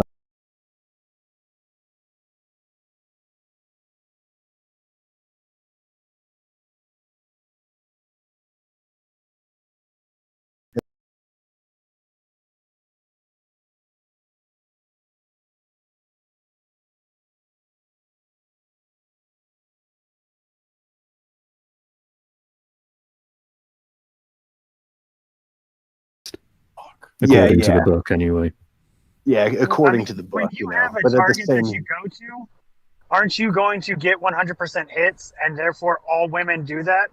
So, like, yeah, they're going to say that it's working for all women, but they're only doing it for the women that they're doing it on. They're not going to 60-year-old grandmas and trying it, are they? No, they did try it on random women in the street that they liked the look of, but of course, yeah, it's all people within their age range or younger. They wouldn't be doing it on old people. Right. So we cannot at all in this conversation use all women, even if they do, because under their assumption they're talking about all women, but their all women is all women I want to sleep with. Well, I don't take it as all. Anyway, when someone says all, I think in most cases they mean majority. They mean like 90%, 99%. Right. There's always going to be exceptions. Okay. I agree. I would do it. Well, of course they're going to say it works on all women. They want more books to sell. Well, in the recent chapter that I just finished, he said Neil Strauss. He did an interview with, I think it was some celebrity. It might have been Kylie Minogue or Madonna, or one of those two. And at the start of the interview, she just wasn't being receptive. So he used his special pickup skills to get her to be more engaged in the interview. And then he actually got a really good interview out of her, and got her number. And she wanted to hang out with him more later on. And Mace, Rico. Mace, have you ever read about the Dark Triad? Do you know what I'm talking about? No. You heard about look it up. It's very interesting. It's the Dark Triad is basically 3 personality traits that they say are like, or that benefit manipulating people. It's really interesting. And if you read into that, you'll see like a lot of the techniques that these guys are doing are the same thing that's laid out from psychologists in this idea of the Dark Triad. Are they trying to suggest that it's a bad thing? That it's a what? That it's negative. Dark Triad sounds negative. Not necessarily. So, like, I mean, when you read, if you look into it, you'll see like, hey, this is not necessarily a bad thing. here's what's actually going on. What we've noticed, though, is people do use these techniques for bad because they are effective, you know, and that's initially why it came to the name of Dark Triad. But they're not saying, hey, these things are just evil or bad or anything. It's more just an understanding of like, here are these personality traits. Let's understand why these things, or you know, why people respond a certain way, that kind of stuff. Right, yeah. I've recently also, just before I started reading the Neil Strauss book, I started and finished very quickly reading How to Make Friends and Influence People. It's just something I've been interested in this year. I've been wanting to improve my social skills because I'm really rubbish at social skills. I have none, basically. Well, what are you doing besides reading books? Are you going to like pubs and just like hanging out with people? I can't actually practice any of the things I've read about because it's lockdown. Right. Yeah. Well, you are right now, aren't you? Yeah, lockdown. Isn't the hardest thing about it? No, like, well, you're having conversations right now. Because like the thing, like to me, the biggest thing, if you want to improve social skills, go out and talk to somebody you've never talked to before. Go to a bar, crack up a conversation with somebody who's just sitting having a drink. Yeah, that's one of the things that they say you should do in Neil Strauss's book, actually. He says a good way to learn these skills, he says just to build up confidence is just to walk up to a random person in the street and say, "Hi, I'm Larry the Martian. What's your favorite flavor of Bagulabada?" That's a thing. Experience people like so you just go like, hey, man, how's it going? What are you up to? What do you do? That's how you build up a conversation, meaningful, going back and forth about something they actually care about. See ever again, you know, the point you're having that is authentic. It's not this built-in break or not. A lot of that kind of stuff. Suggestion. Go ahead. Sorry. I read Max of Kindness with my social skills, and I find people, the first thing you say is about what they're wearing. State that obviously you're not like, hey, your tits are amazing. That'd be terrible. But if you said something like, but a lot of times I compliment women's shoes because they're very particular about it. So I just go, hey, I really like the color of your shoes, if I truly do. And you can look her all the way up and down. Me. And lick your lips. Don't give away the secrets, man. Don't give away the secrets. No. If you do that and then you fucking ignore them and it comes off as not a creepy GG, point, Dave. right? GG. I made 2 blunders, man. Fuck.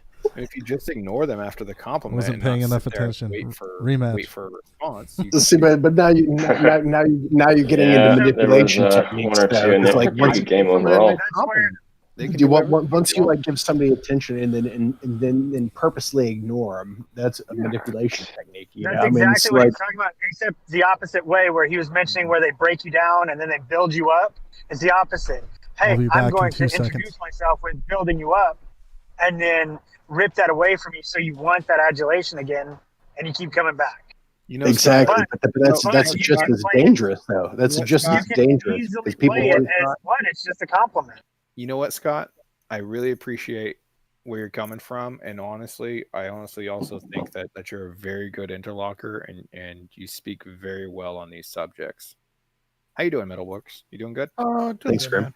I wanted to try to get in here real quick. For me, when I'm in social situations, usually I'll take my time. I'll try to get a read of the room, and if it's with people I don't know, I try to get like, I don't know if you call this scummy or not, but I just kind of eavesdrop on their conversations and stuff and try to get like a vibe of what they're interested in and what they're talking about. And I try to find my place to where I can probably cut in and start getting into the conversation. If I have any knowledge on it. If there's any kind of knowledge I have on it, I try to use that as a way to get me involved in the conversation. If I'm in the mood to socialize, if I'm not in the mood to socialize, I'll just sit there and do nothing. Yeah, you just sit there and stay on mute. Hey, Scott, by the way, I just paid you a compliment and they ignored you. Did you feel manipulated? I do not. But that's The Dark Triad. that's completely different. I mean, I honestly mean it. I honestly mean it. I honestly mean it, and then I ignore you because I'm not going to stand around and be creepy and be like, "So, what's your number?" Oh, God. I would honestly exactly. That's the thing. You're not hitting on me. Right. It's not there to hit on anybody. Yeah. When you were talking about the Dark Triad earlier, and you're trying to like say it's not bad, I don't know. I'm looking at the chart, and it looks kind of bad to me because it says narcissism, Machiavellianism, and psychopathy. Yes. Well, yeah, yes. But if you're that's their entire personality. Traits you could have. Right, but everybody can exhibit those traits. It's just whether they exhibit them strongly or not, right? Like exactly. Like people that have like 30% of their personality is narcissistic. Yeah, I was about to say most people are narcissistic. Yeah, I've read like 2 books on it, and I.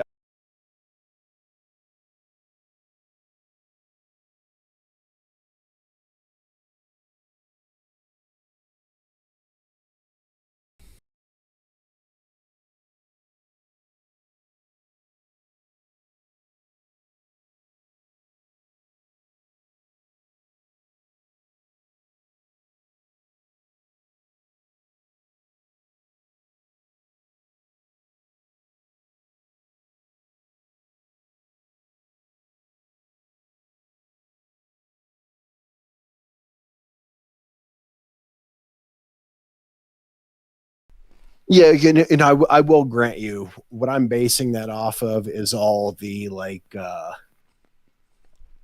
all the shit that I've seen based on like how to game women and all that kind of stuff. I've never read the book you're talking about, so I don't know in respect to that book. Okay, what fair I enough. get out of those seems to be people that are naturally charismatic that are well enough understood of themselves to know what they say and do to win people over, but aren't capable of understanding that that's just because you're treating people nicely. Like, you don't need to dress it up as dating advice. Because from based on what you were saying is how to influence or how to meet the book you said, meet people and influence friends and stuff. Heard that book name for decades, and I can't say it anymore. And the other one is that it's just branding.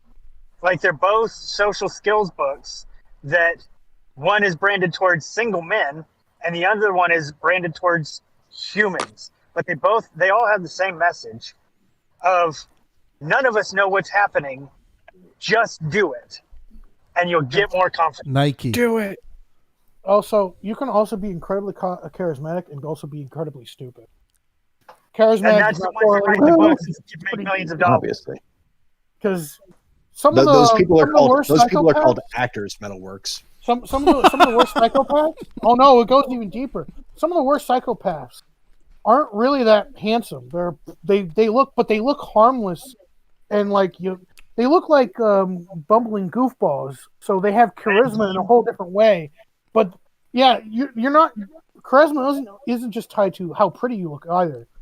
You can also as long as people underestimate you and don't think like that. Bob Gacy or Wayne Gacy, he doesn't look like a bad guy. He wouldn't kill people. Turns out he's a killer fucking clown. But he looked right. Yeah, he even whenever because we've upgraded our software a lot to understand behavioral analysis better. People just used to be very bad at this. We're so much better at it now, because people would say like, oh my God, back when Ted Bundy got caught, like he presented as such a normal guy and such a nice guy. It's like with our behavior analysis techniques, objectively looking at the footage that we have of Ted Bundy, we have the technology, the psychological literature, to understand that this behavior, we understand the identifiers of certain conditions, and this was just written all over people like Ted Bundy. Yeah. Well, yes, I agree with still that difficult because to see when you're in front of people, like seeing them act that way. Sorry, go ahead, Zombie. No, I was just gonna say, whoever made that comment about the book being geared towards humans versus dudes picking up girls, I agree with that. Like, like being polite and kind to someone, opening a door at the grocery store or whatever, just don't to simp. engage in conversation. Like, I talk to people all the time at the checkout line at the grocery store or places like that. You don't have to go to a bar. Like the guy with the pick up the game book, that's just like so predatory. Well, I agree with you, but that's why I said that, and I want to tie it back to intent. And I like what Scott said about it being whether it's beneficial for you or beneficial for me. I think that's another way of saying it's intent. So when you've got the make friends and influence people going to people, right? Or teach like how to be a better human. That's teaching the intent of spreading kindness versus the sex book is get sex or bring into me. And that intent is an internal intent versus external intent. How to Make Friends and Influence People isn't about being kind. Have you not read it either? It's about banging. It's about banging babes. No, it's basically just about like I said, it's a more general version of the game. Basically, it's how to talk to men, talk to women, talk to kids, talk to anyone. Just to be I thought you were talking and about interact the in game. a human sphere. It's literally the book on how to interact with humans, basically how to get what you want in social situations. Yes, that's what I said. Sorry about that. I thought you were talking about that doesn't always mean being kind. Sometimes to get what you want, you have to. Well, here's the problem with the social situation. The social situation taken correctly is not about getting what you want. And that's another way of saying. If you're in a This is what I'm trying to say that I think is being misunderstood. Is what I'm saying is that how to treat or make friends and influence people is teaching you how to spread kindness to other people and an intent of selflessness, whereas the game is intent of selfishness, of I want to get things. So I'm going to impart the exact same tools of kindness or what could be turned into manipulation, treat someone nicely and then treat them poorly, or treat someone poorly and then treat them nicely. It could just be the way you do things, or like for make friends and influence people, or it could be ill-intentioned like the game, and it all comes from the initial intent. Why am I saying hi or complimenting this girl's shoe? Am I complimenting the girl's shoes so we both have an enjoyable interaction to where she will walk away with this conversation with positive interaction? Or am I complimenting her shoes so that she'll fall in love with me and I'll get to sleep with her later and then leave her and I don't care what she says? You'll get the same compliment the girl from both books, right? But you also do it for yourself, and I So think that's also depends. Let me just finish with this point. Is that you do it for both of you. You do it because it's a random act of kindness to do that to somebody, as well as it'll change you yourself to start viewing the world in a better way, and your social structure around you. Because the impression that you leave on people is what you want to start with, and then you start to form yourself around that so that you can understand that it'll have a better investment down the line of who you talk to. So on that note, I will say that you guys are amazing fucking people. I honestly, truly appreciate talking to you, but I do have to go, and thank you so much for being one of the best. No, you stay here. You will not ignore us, Mr. Grimm. Peace out, Grimm. Later, brother. Have a good one, bud. Keep it good. Thank you, Mr. Grimm. Bye. And a point I want to get on, it doesn't really matter how selfish your desire is, because as long as you do things correctly, and you don't have to get someone to like love you, you just have to get them to attracted to you, or get them in the mood. The game has enough. Neither of the books have anything to do with making people love you. Get them. Yeah. And You're neither still of the saying books are about being selfless and spreading kindness either. They're literally both about how to improve yourself as a person. They're both self-aimed. Yeah, self-help. It sounds like so confidence. Mace, I Self-confidence. have a question. Like, what is your impetus to start looking into these topics? I just I suppose I'm basically one of the losers. He was that horny, needs to okay? learn these things because they don't come naturally. Just anything social doesn't come natural to me. Yeah. I'm sorry to hear that you feel that way. That is not fun. I understand it. And I will say that it is difficult to get through when you're looking from the inside out. But the idea of being here and talking or going to bars is really how you're going to do it. And one thing that's helped me be willing to interrupt people the way I have, other than I just do it and I can't help it. But the thing that's helped me feel better about it is that none of us really know what we're doing or what to expect when somebody else talks. So if you extend patience, which I have trouble with, and I apologize for walking over you guys, but the more you extend patience, you can say anything so long as you're patient enough to clear up what you say to them and they say to you. And if another thing to learn is when to cut a conversation off, like when it's just not working. Also, so don't forget to look at that one. You also don't have to go to bars. You can go to any kind of social gathering. You can go to, like, if you like playing card games. Let me tell you, You can go to, like, my favorite atmosphere is the karaoke bar, man.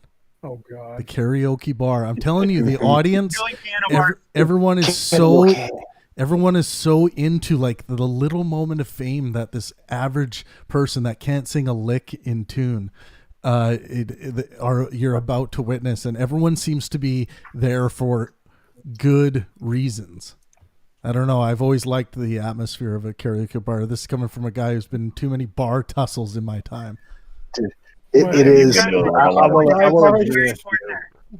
I think something very important just got pointed out. Karaoke bar is a pure environment. Like it is. Yeah. There's not shitty people there just like going there to like talk shit about people. You know, it's. Yeah. Be very careful when you're in dive bars because sometimes there's good people there and sometimes there's not. Yeah, of course. Yeah, it's like it's not a perfect system everywhere. when you go into the fucking zoo. You don't know what zoo animals are necessarily going to be in there. Who climb the fence? There's smoke everywhere. Who's not? Who burrowed under the ground? That's why I fucking love dive bars. You don't know if you're going to get stabbed. But it's a fucking interesting night, man. You could come out with no liver, or you could come out and be good. Dude, dive bars are the best. A whole people in a small ass bar while they're blasting metal. Dude, oh man, trying to get shot. Come out with no liver. My favorite dive bar. My favorite dive bar. You walk in and there's literally a horseshoe bar and enough space for like two people on each side of the bar. One I went to after after it's about like half the bar is occupied by bums who have been getting change all day. Oh, but they've got fucking like $1.50 fucking Coors. Mine was an old job a long time ago. I would every time we'd get out of work, we'd just walk all the way to this bar and we'd just drink all night. And it was literally like a little mini apartment. It was so freaking cramped and small. And it would just pile in with people. I don't know how they would get all these people in a row, like 10, 20 people in it. And this place was small. It would get cramped quick. I'd be sitting there playing my 3DS, playing fighting games, and people would be looking at me like, "Whoa, is that the new Mortal Kombat?" I'm like, "No, it's a Street Fighter." What are you talking about? So I would like to pose an idea, kind of based on what you said, Travis, about karaoke bars, and you said everybody's there. The person. You're cutting in and out, brother. Yeah. Did I cut out a little bit? Yeah, we lost most of that. Never mind. My phone messed up. I'll be back in. I still can't hear him. Yeah. Yeah, Mace, what you got? It looked like you were trying to say something, or maybe it's just feedback in the mic or something. No, I just said I can't hear him still. Yeah, if it's as all those books just telling you to just be confident and stuff, and just telling you to like just talk and interact with people. Confidence is a big part of it. Also, it's it explains the science behind human interaction and communication. Yeah. And the key with confidence is the double-edged sword. Consistency. It's also is consistency. Just like going out and being around people a bunch, you just get used to it, you know. Yeah. Because I myself am an introvert, but I started DJing when I was younger, and you're just around people all the time, and you just get used to it. And you eventually get to the point where you've talked to enough people on a one-on-one level where you feel comfortable, as opposed to being in a group. That when you're in a group with all those people, you feel comfortable. Yeah, I've been trying to learn myself all my life, and I need to be taught the science. It doesn't come to me naturally, no matter how much practice I get. I have to really study people to even get a tiny bit of like I skill said, in that area. With the I would say find a friend group and get to know one person. After you know that one person, get to know another person. After that, get to know another person. And I get it. Like for me, like I've known people. There have been times I know somebody for like 2 years, never really talked to them one-on-one, and I never really felt like I knew them. So once you get that time one-on-one, and then you're going to be able to build from that. Yeah, Mace, and a good way to start that. I helped a couple other people I can remember with this by just something as simple as set up a Tinder profile. And just start talking to a few people and sparking conversations. Eventually, you're going to have... Yeah, I tried that. I can't keep the conversations going. Oh, really? Yeah. So then, from there... Tinder's rough these days, Trav. I don't know if you've been on it. No, I've been on it. It is whatever you make of it, right? Yeah. And I think people, but anyways, there are a lot of people looking to have genuine conversations, and you said you have a problem keeping the conversation going. And that's more, I think, work you have to do, on yourself of trying to find people who are like-minded, have, this is the big one, man. The similar sources of artistic and scientific inspiration in their lives. This is the stuff that people traditionally would call things like, oh, what are your likes and dislikes? But I think it's better to focus on the things that people that fills up their artistic and scientific inspirational meters. Maybe try focusing on that and identifying what those are within you, and then try to bring those into the conversation. And like I said earlier, when you're in like social situations, and there's nothing wrong with eavesdropping, but you only want to do it if you have the confidence to kind of cut in whenever, especially if they notice you're there.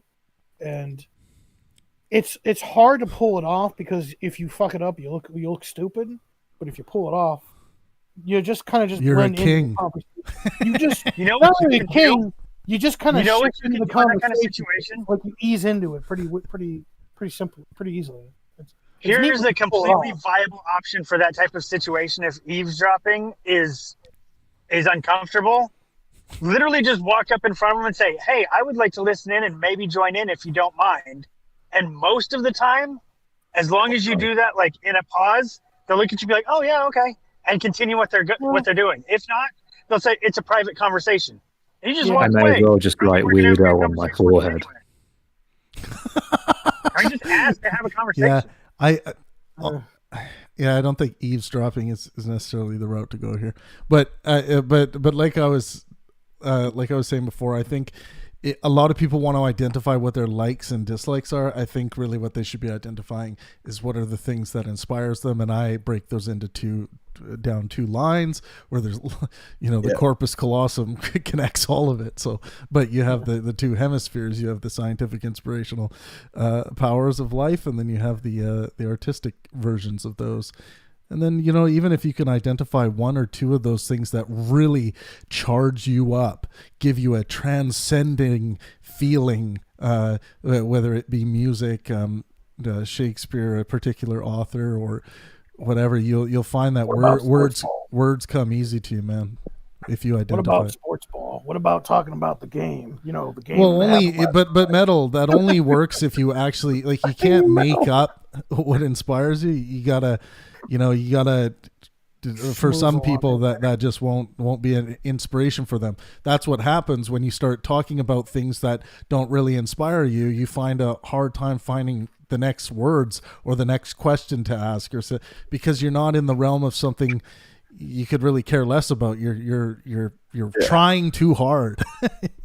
Not enough meditation, too much action. Not just an issue of figuring out what to talk about. It's literally communication itself. I don't know how to talk properly. Yeah, I do have a question for you, Mace. I don't mean to be too personal. How old are you? Wait, what year is it? I forget my age. 21. You're 21, dude. You've got your entire life ahead of you, man. So you got time. Yeah. So I'm 35 and I don't know what's happening yet. Yeah. There's man, at 21, holy shit. The fact that you're even looking into this and asking these questions and working on this is a sign that you're going to be a fucking star in this realm. Yeah, dude, because it just takes. Yeah. Obviously, you're operating with an IQ above average. You're trying to what you're trying to do is will conversation where it's not a natural thing to you because of your personality traits. That kind of goes back to what I was. Oh, sorry, Trav. Yeah, and I'm just saying, the more you try to will it, the more you're gonna fall flat on your face on it, because it's not a computational IQ type thing. It's an emotional intelligence thing, and that's likely where you're naturally lacking. And there's nothing wrong with failing. Failure is a way you learn. But also, unless you're failing to pull that chute when you're skydiving, it's not a perfect rule. You say that, but you learn real quick. I do want to say, like, I do want to say, emotional IQ is the same thing as just traditional IQ. Like, when you're spending time learning, calculus and calculus 2 and all this kind of stuff, like, you sort of need to spend the same amount of time understanding art and inspiration and that kind of stuff too. Like, it does matter over time. And what I've noticed is that, like, people who are highly driven tend to focus on, like, the really hard stuff up front. But you're 21 now. It sounds like you're starting to focus on, okay, what are these soft skills I need to learn? And if you're working on learning it, you're going to learn it, man. I've been learning it my whole life, basically. Well, maybe not my whole life. Maybe since, like, secondary school, I started to really notice I had a problem. And since secondary school, I've improved a lot, but I'm still way behind everyone else. Have you ever had a girlfriend, Mace? Yes, once. That ended recently in 2020, around I think around the start of the summer 2020. That's probably been pretty hard, man. Sorry. Which is kind of what triggered me to start reading these books. Right. Yeah. The best suggestion I can give you is quit looking for people and look for yourself. And once you can find yourself, you will find that right person to match you. But if you don't have a picture to show the other person, find all of your likes. Find all of your artistic and scientific inspiration. Figure out how to be alone. Figure out that it's okay to not have someone in your life. And once you can do that and you're comfortable there, you'll make better decisions on partners for the future to fit into your life rather than shaping your life around a partner.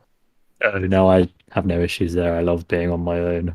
I sometimes go days without that's why I talking. said, Mace. I think it's massively much more. ahead of everybody. Yeah, I think it's much more simple in your situation of just identifying the artistic and scientific inspirational elements. Yeah. And realize that people are dumb and scared too. They're just as nervous to talk to you as you are to them. And when talking to people, be careful with how many big words you use. Sometimes I'm don't worry about that. Don't overuse big You, if they have a problem with your big words, they're the problem and they can back off. You be you and use it as a way to get rid of the challenge. You don't need to show off your verbose vocabulary, is what I'm saying. I haven't been using big words. Have I? No. I like big words because I like learning new big words, but then I catch myself and I feel like, do I sound like a snob? Or do I sound like I'm smart? Make like, no, I'm not smart. You are smart. I make myself smarter than I am, and I get scared, and I'm like, oh no, pressure's on. I have to tell these people I'm not that smart. Metal. What I want you to do, Metal. What I want you to do is go to a New York art exhibit opening and try to speak with your big words. All day long. Do those people on this? Yes. When I was in primary school, I used to read the dictionary in bed every night, so I did use a lot of big words when I was younger, but I quickly learned that actually made communication more difficult because the other kids couldn't understand me, so I had to pack that in. I actually would pick up big words from the cartoons I grew up watching on TV that would use them in jokes. That's where I got my big words from, which is weird. Yeah, I mean, I think that's a thing, Mace. You definitely want to speak clearly, and I mean, especially in like a social situation. You know, like nobody wants to go into a social situation where somebody's exercising their knowledge. You know, you just want to go into a situation where people are hanging out, having a good time, and you just. It's like if like all the Jedis are getting together for a snack and Darth Vader comes in the room and says, "I am here to have a Mace, drink." just be genuine. That's all you rum." gotta be is be genuine. Yeah. Basically, if you're trying to talk to people and they're just rejecting you for who you are, you don't want to talk to them anyway. That's bad advice. Sorry. To be yourself advice doesn't work for me because if I be myself, then I'd just stay on my own. I think we've all have to really make an effort to. Yeah. No, that's not what I'm saying. What I'm saying is, don't completely alter every way you talk in order to make friends. Don't read books and talk the way the book tells you to, and put on a mask in order to make friends. Oh God! Please put on a mask. No, paper bag. Don't act as yourself. Act as the way you want to be. I need to wear that mask though, because that mask for me is like wearing clothes in public. I'm not socially acceptable without it. I understand that, but if you're, the only thing I would caution is allowing that to take over who you are and changing the way you think. I'm not saying that what you're doing is wrong or a problem. It can become consuming, trying to put on too many different masks for too many different groups. Listen, I can't help how I think, but I can help how I act. How about train myself? I have a suggestion. We've given Mace a lot of recommendations and help here. I think let's move on to a new topic. Zombies still here, so you got anything else? I'm getting ready to take off. I need to make some beef stroganoff, but I was going to tell Mace that if he ever needs to chat, he can PM me and I'll be his guinea pig MILF. Oh, thank you. Dude, if you don't take up that offer, I will. Hi. This is Mace calling. Zombie's like, this kind of sounds like Pangburn. No, it's not. It's Mace. Hey, I would entertain any feedback on my questions and give me some ideas for next time around. This was awesome. Anyway, I like that you had some. Have a good night, things. you guys. Yeah, thanks, Zombie. Bye. Thanks, Zombie. You know, it would be interesting topic. If you ever want to have a discussion about masks and mask management, feel free to reach out. Thank you. If you ever want to talk about an interesting topic sometime, I wouldn't mind trying to talk about Death of the Offer. Talk about what? Sorry. Talk about what? Death of the Offer. What is that a book? That's a concept where, like, do we look at a work on its own, or do we judge it by the author's like beliefs and stuff? Yeah. You know. Sorry, I missed. I don't want to do that right now. I'm just saying that's something you should like look into like as next show. Wait, what was that last part? We judge them by their work, or what was the other bit? We judge the work by its own, like the work itself. Like, let's say you read a story. Yeah. You read a story and you just take the story as is. Or let's say but you find out the person that made that book was a bank robber. Oh, right. Yeah, yes. Do you separate art from the artist? Yeah. Do we judge the work by the artist's bad actions, or do we separate it from them? I can tell you very simply, I have a very strong view on this. My philosophy is the information should be looked at in of itself primarily, and the source of the information should always come second. You're miles ahead of all the Trumpists. A lot of people don't like doing that, though. That's the problem. Some people, when some people find out, like, oh, the person I liked that made this book that I like used to be racist. Well, I can't support this book anymore. I'm like, no, you can still like the book. Just because you're racist doesn't mean that you're wrong. Exactly. You're miles ahead. Like if Adolf Hitler says 2 + 2 = 4, I'm not gonna suddenly change the way I calculate things. Well, Hitler also believed in animal rights, so I can say animal rights is a great idea, but I still don't think Hitler is a good person. Well, yeah, Exactly. there was the animal rights, but then there was also the viewing other human beings as insects. Yeah, I don't have to take his other ideas. Yeah. I can take that idea is great. We can shelve all those other ones.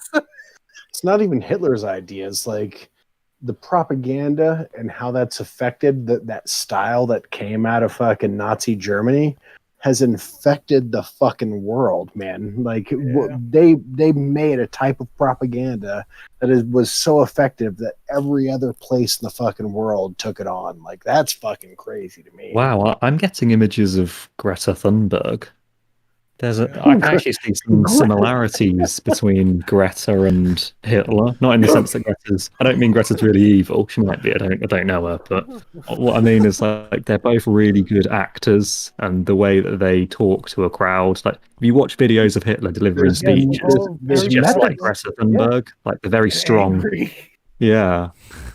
And they both prefer animals to humans as well. I remember playing a game though when I was younger, and I found out the person that made the game, or the person that made the book that was based on the game, didn't like gay marriage, and I'm like, I don't care. I'm still going to buy this game. I'm still going to play it. So here's the difference though, Metal. So what if if the book was made by somebody who didn't like gay marriage, but what if the game was made by somebody who didn't like gay marriage, but what if the game was designed to make people not like gay marriage? Like what if the whole outcome of the game was like, okay, we got to stop gay marriage? Well, then that idea is a bad idea, and we would judge that game is a bad game, even if it's the greatest, most humanist person on the planet that made that game. It goes either way. Like even if it's the good version of Mother Teresa, and she make people believe gay marriage is bad. Like, well, not even say like gay marriage. Like, what if there's a game that's like that said, hey, the whole process of this game is to get as many slaves as you could possibly get.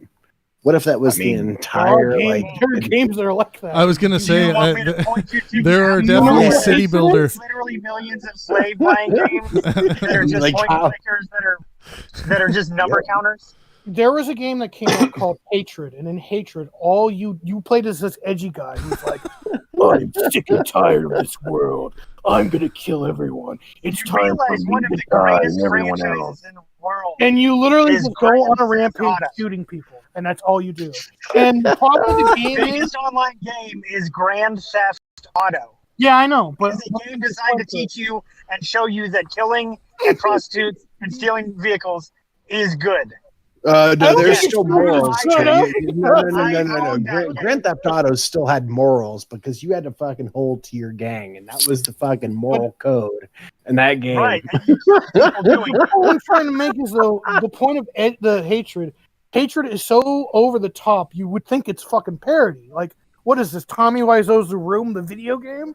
That's what it feels like. Because here's the problem with it: you don't care about the people that you kill because you have no emotional connection to them because it doesn't establish anything. Right. Then you literally execute people to heal yourself. They're health power-ups. You don't care. The game is silly. You play it and you laugh at it at how badly it takes itself seriously, and laugh. Now, if the game came out that was a argument against gay marriage, if it took itself way too seriously and just ended up being bad propaganda, it'd be a bad game. But if it was a good game, it played well, and it gave a good argument, I would have to give it merit, but I would still figure out how to way to criticize and engage it and disagree with the argument. And I would still give it money because, hey, at least they made a good game that sparked an argument. And spark discussion instead of made propaganda that's junk, that's janky ass, plays like shit. What if they donate the proceeds to anti-gay marriage? I mean, I can't stop them from doing that. I mean, any organization can do that. I agree with that. There are organizations that give money to China, and I hate China, and I can't stop them from giving money to China. I mean, but you do have the option of not buying their products. The only option I would have, you do have the option of not buying. I mean, yeah, but to me, I think it's just important to it's all about merit for me. Like if it's a good game or not. I still think you should play. You don't have to buy it full price. You can still buy it on sale. But I don't know, because Chick-fil-A makes it great. Based on that, like I love Chick-fil-A, but I don't really go to Chick-fil-A anymore just because. And I live right down the street from one, and I'm hungry. Chick-fil-A. Yeah, but then you look at the Chick-fil-A and then you find out they actually treat their workers pretty well, and then you kind of get conflicted. I'm like, I don't agree with the business owner. But the people that work there don't believe in this, and they don't fire people based on that. The only time I would think it's acceptable to form activism against a game or a game company is if, let's say it's Ubisoft. They keep making broken, busted games. That's the reason not to buy the game. I think the better point to, I agree with Ubisoft, but I think the better one to point to would be EA with like FIFA. They're predatory pricing things. They're microtransactions. The fucking gambling that's in NBA 2K works. The FIFA manager thing, where the only way you get better players is to buy loot crates. So you buy this $60 game, and then you must buy loot crates in order to get a better team. There's no other way to do it. It is only pay to win. There are people that sink thousands of dollars into Counter-Strikes for skins. Well, yeah, but that doesn't affect advantages. They didn't give many tactical advantages. It's just pretty gun, spend money. Exactly. So that's fine. That's fine. My problem is when you do understand what's going on, though, right? To affect the game. Fucked up. What? How many millions of dollars do you think have been sunk into fucking penny slots? Oh, there's so many people. That's fine. I'm fine with penny psychological slots. fucking. Okay. No, that's completely fine to me. You know your chance and you are gambling. The problem with EA and the FIFA thing is you specifically cannot win without paying more money. The person who wins you already is know the person that. who gave EA the more money. Exactly. No, that is And how. Yeah, if you don't want to buy it, that's you no already problem. know that. Don't And if buy you it. ever buy an EA game again, you already know that. So if you're still buying EA games, you already know that. That's why I don't buy for EA the games. for the FIFA manager, that wasn't described. They didn't let people know that beforehand. Oh, that's why even there's better. a massive They class lie to action people. lawsuit right That now. happens. That's even more reason to boycott these kinds of companies. No, When there's they a fuck over massive customers, class you action don't buy lawsuit them. against FIFA. Good. Right now. Good. When companies That's what I'm saying. do shit like that, like try to fuck over the customer, that's a good reason to boycott them. But when they try to express political opinions, that gets iffy because, I mean, exactly. You can think it's wrong, but other people will think it's right. And if you don't want to buy it, that's kind of fine. But don't try to cancel them or get them to remove it. And that's the problem. That's what people don't respect death of the offer. They also don't want to respect the work alone if it doesn't have any bad stuff in it, just because they only care if the creator is bad.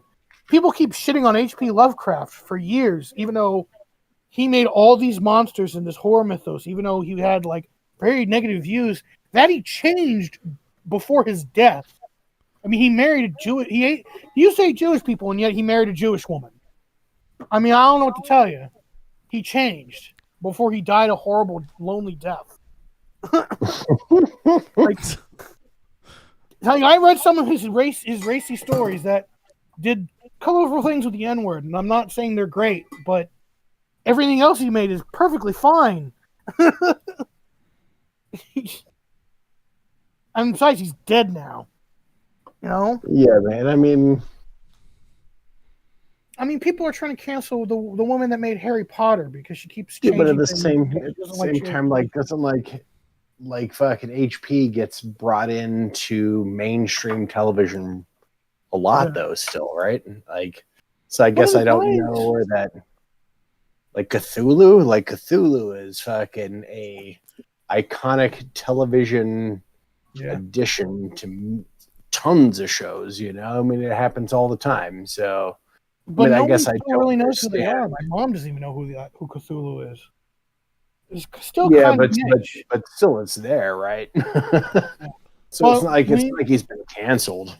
Yeah, but the thing is, isn't there an entire show on HBO right now called Lovecraft? Yeah. It's being made So by, I guess I don't know. made by black guy. I guess I don't know what the argument is. To me, it sounded like you were saying like these things were getting canceled and brought up Lovecraft, but then Lovecraft is having. Well, people are trying to take away awards for Lovecraft, and people are trying to like disavow him and stuff. And there was an RPG that got released, like a tabletop RPG that got released recently. That was about, Lovecraft and Cthulhu, and about Lovecraft's mythos. And they in the book, on the first page of the book, they disavowed Lovecraft and basically call him a scumbag. I'm like, what are you doing? If he didn't exist, you wouldn't have this. And people are trying to take away his awards. They don't want to talk about him fondly. They want to treat him like shit whenever he's brought up. That's the problem. I'm like, no. But to me, I guess I don't really give a shit if good work is respected and still being used, regardless of that person. But that person is being like, hey, we don't like that guy because he's a complete racist piece of shit, and you can separate that man from his work, which it seems like that's what's happening. I don't see what the problem is. Wait, say that again. I'm sorry, I got distracted.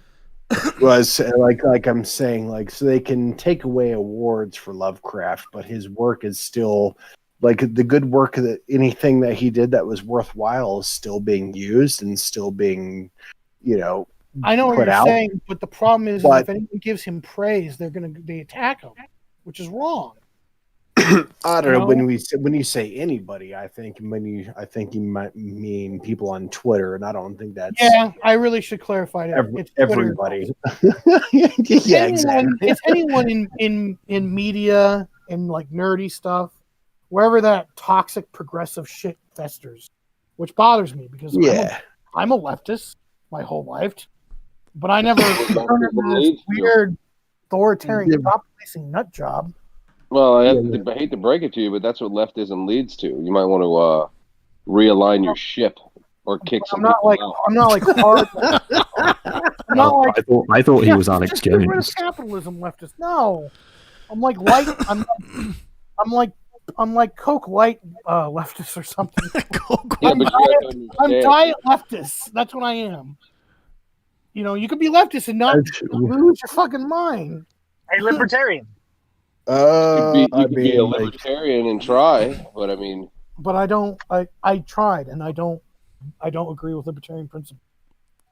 Classic. Then you get what you have on the progressive left. You know, I look at traditional libertarianism. I look at each thing's like liberal. I look at each political thing individually. And Do you identify as a feminist? No, I identify as egalitarian. And do you like owning private property? Yes. No. Then you're not left wing. That's utter fucking nonsense. No. Show me one person. Show me one fucking elected official on the left that's saying, "Hey, let's take away private property." That's fucking absurd. AOC really hinted that she wanted to get rid of capital. Bullshit. She winked and nodded it pretty hard. That's the same fucking nonsense as when like somebody calls fucking anybody on the right a fascist. And you guys need to fucking get over that fucking shit. It is it's absurd, dude. It's fucking absurd, man. You guys need to come to the middle and fucking like this shit is ridiculous. Dude. It fucking gets to me. Go ahead, Brucey. Well, I was just going to say, like the private property thing is interesting because there is a fundamental disconnect between whether or not people think they are owed something or not, and where private property begins and ends. And there is a fundamental difference between those on the left and those on the right on that topic. Yeah, well, I think you get into the idea of the commons, and the idea of the commons, both people on the left and the right do accept. So it just comes down to the degree of this. But I would say that people on the idea of the are moderates.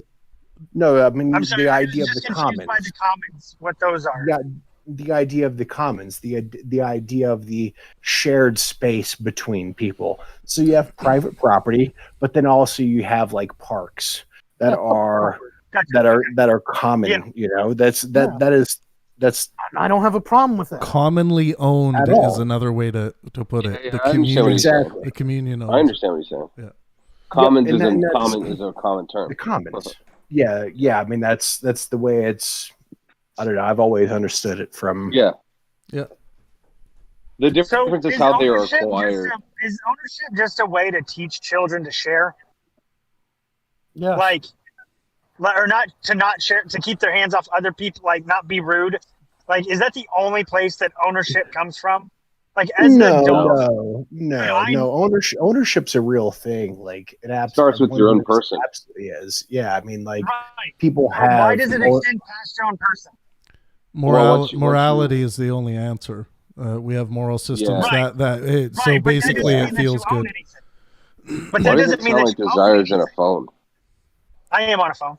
Oh, okay. And also, also, I mean, also if you go back and you've got a bow and arrow and somebody steals that from you, like that's your property. That's what you use to catch That's what you do to catch your food with. You're missing my point.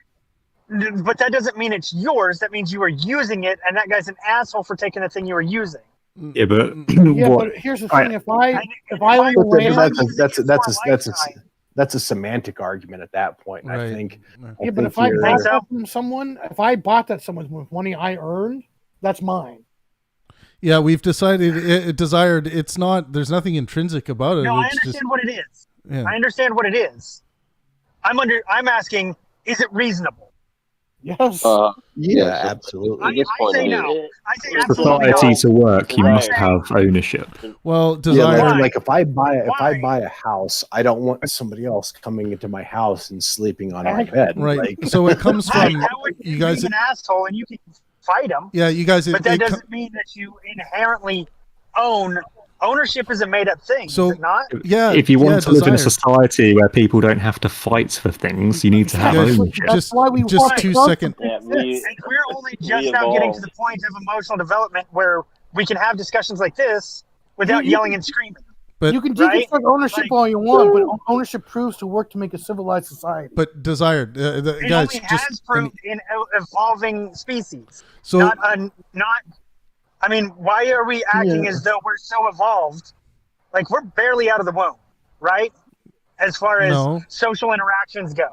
not necessarily. Most of our social 4.3 billion years. Hold on. Let Trav. Hold on. Let Trav finish. Trav's been trying to. Well, there was just something I wanted to say is that personal ownership of your own body was an attractive thing because most people found that within their own body they like to do what they want with themselves because they feel a sense of self, and that's where ownership comes from. So when you start developing these concepts on a more detailed label-based way, then you're going to start throwing all these labels on the different ways this manifests, and then it's going to become an extension of that owning So they're saying actual that they own their things. bodies, not that they are their bodies.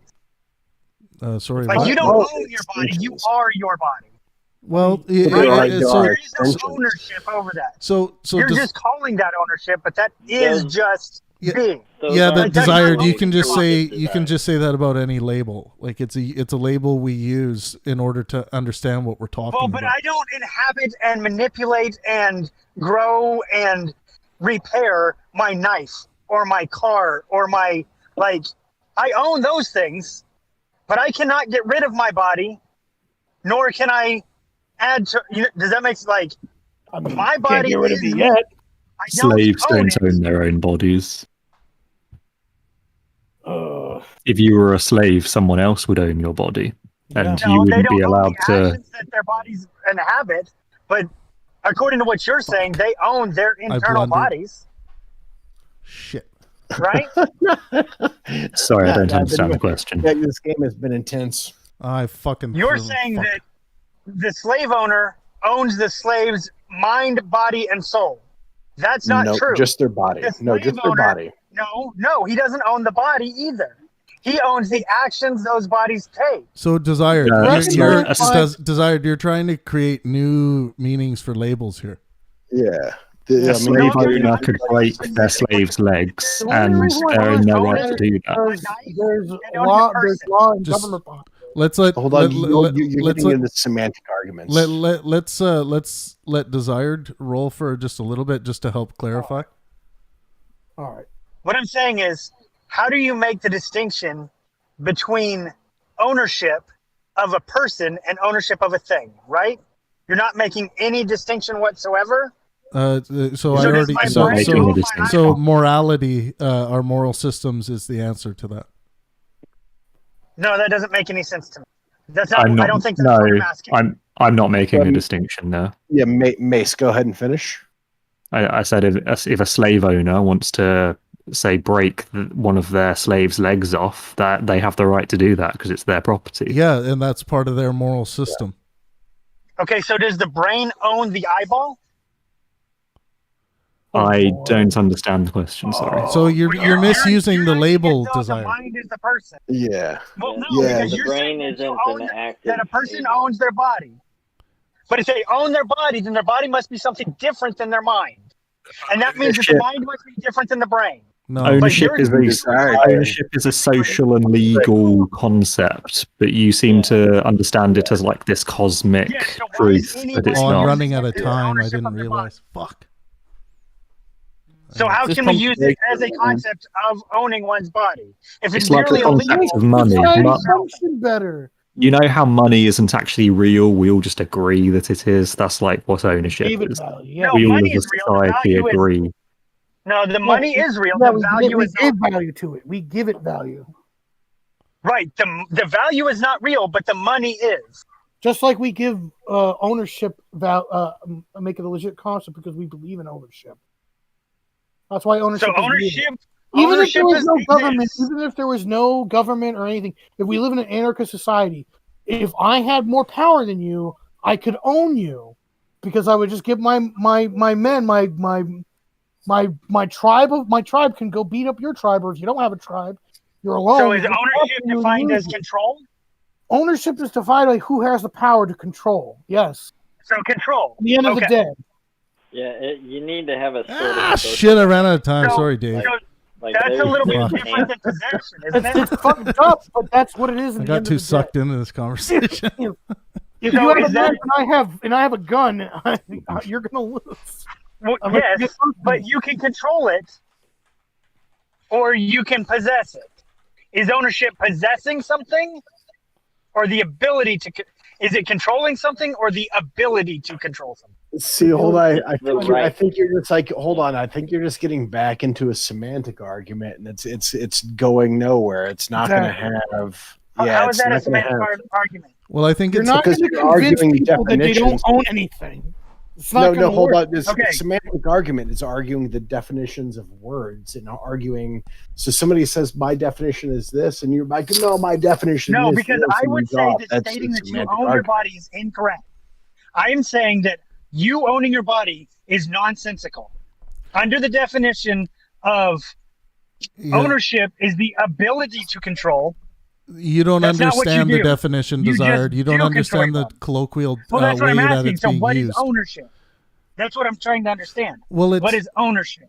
Ownership is a label of what we call things belong to you. That's it. Okay, so the eyeball belongs to the you. mind? No, it just belongs to you. We have a definition of you and who you are. So your eyes aren't mine. You own your eyes. Entire meat sack. I mean, you own yourself, and yourself includes eyeballs, your shit, the piss that comes out of you. That's why we throw people in jail if they do it in public. You own it. You own that mess. I mean, do you want to live in a society where if someone needs your eyes, would you be willing to give it? No, he's not making that argument. We don't have a concept of ownership. Oh God. Yeah, man. Yeah. So if someone wants their eyes, they can just fight you for it. You don't think the police should get involved? Because you got to come through me. I would say, and you're not going to win. Well, as a society, we give you the protection of the police so that you don't have to fight for your own eyes because we have a concept of ownership. Exactly. I was going to say, I'm not trying to be an asshole. If we have a concept of ownership, that means that we have a concept of taking something from somebody else, removing ownership from somebody else. I think, I think desire allowing them to use as a society, we agree that that's illegal. Well, hey, let's just go out. Like no, that's not what I'm saying. We aren't even there yet. Just one second. We aren't even to the decision of whether it's legal or illegal. But I think I'm still trying to define it. Yeah, I know, but it's already been defined. But let's move to a different one, just because we've wrestled with this quite a bit. James, did you have anything? No, I think it's good. What do you think about conversation?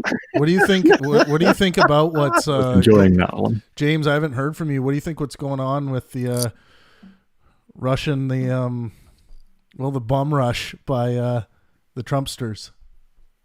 Yeah, so there's a few things there. One, I'm gonna have to bow out on this conversation. Have a good night. Thanks, Desired. Yeah. Good night. See you later. How's it going, James? I haven't seen you in a while.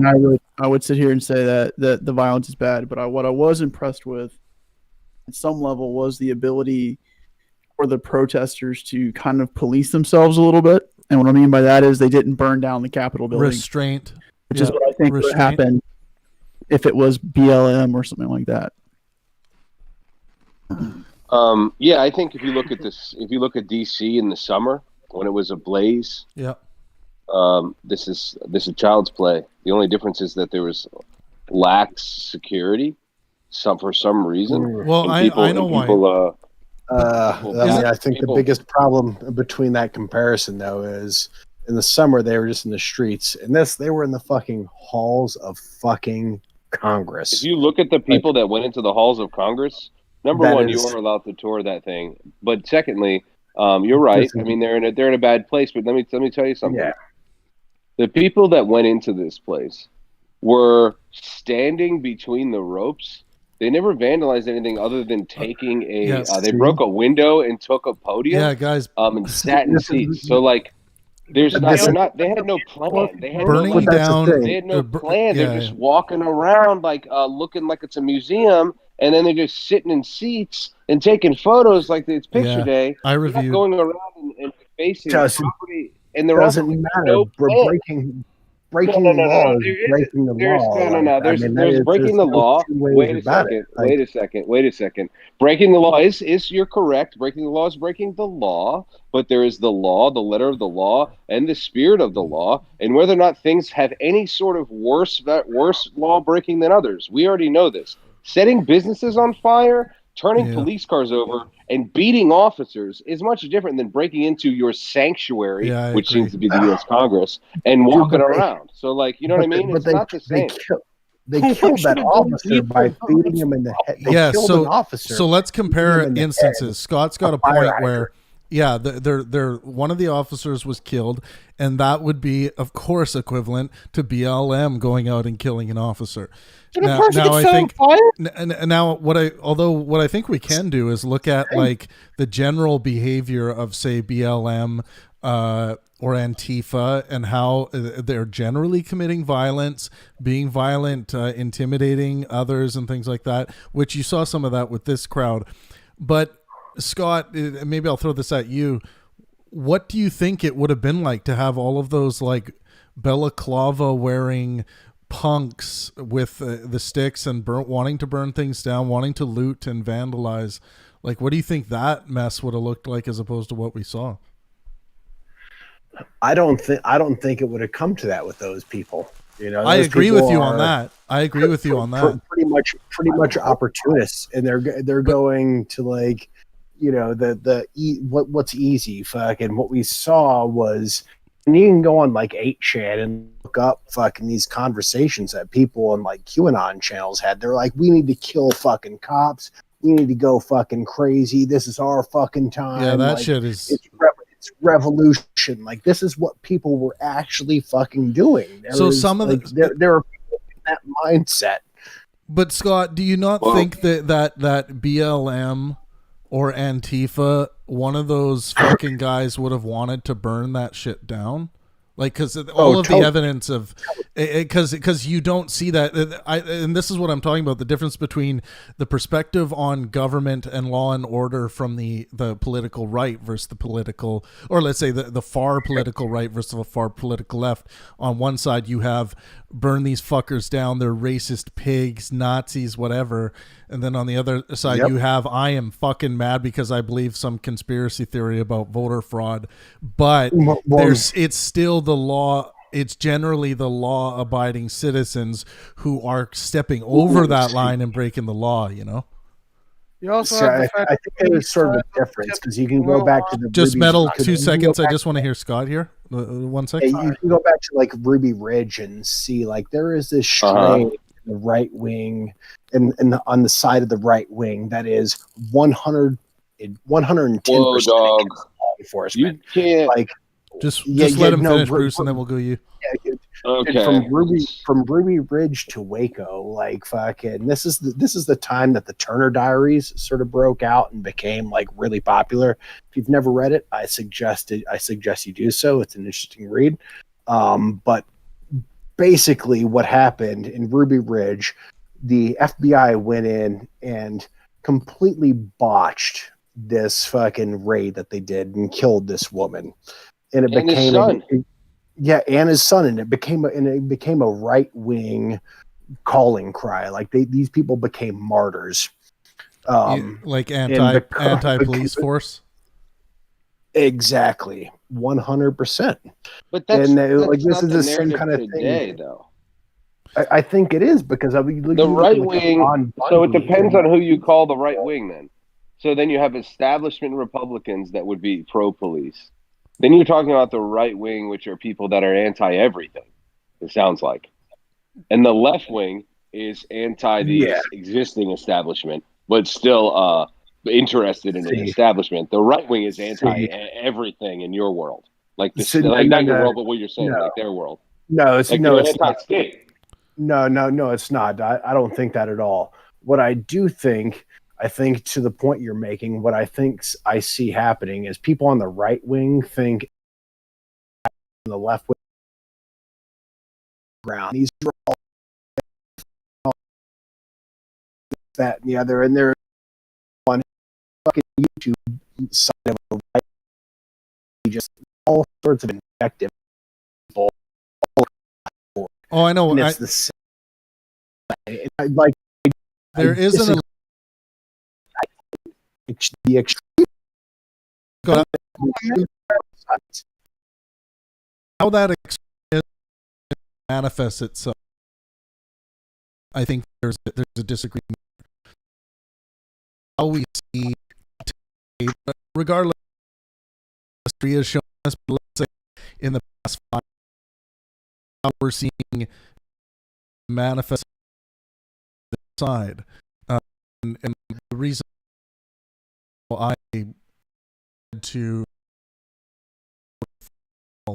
as opposed to craft is because I see violence towards others, including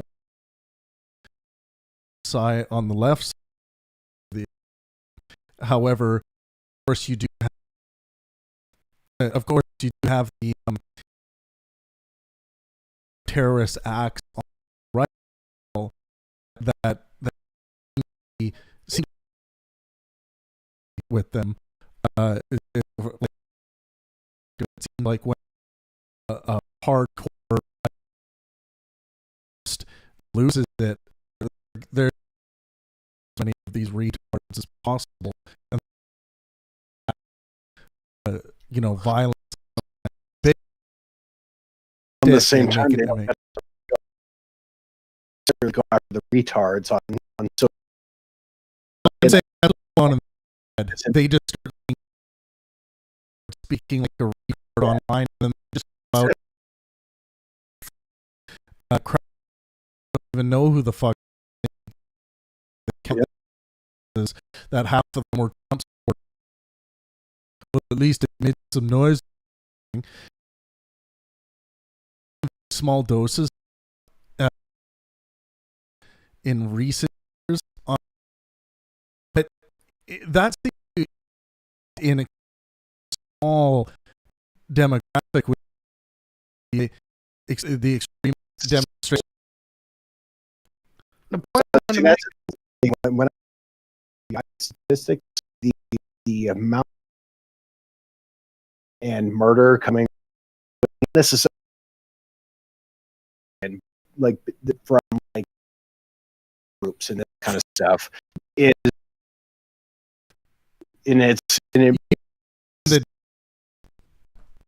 yeah, absolutely. So sure, I was kind of for the radicalized or right, as opposed to vandalism, theft, things. Yeah. You're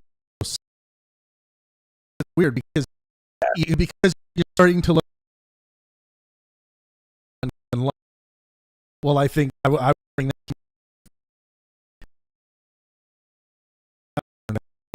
It's very weird. It's weird.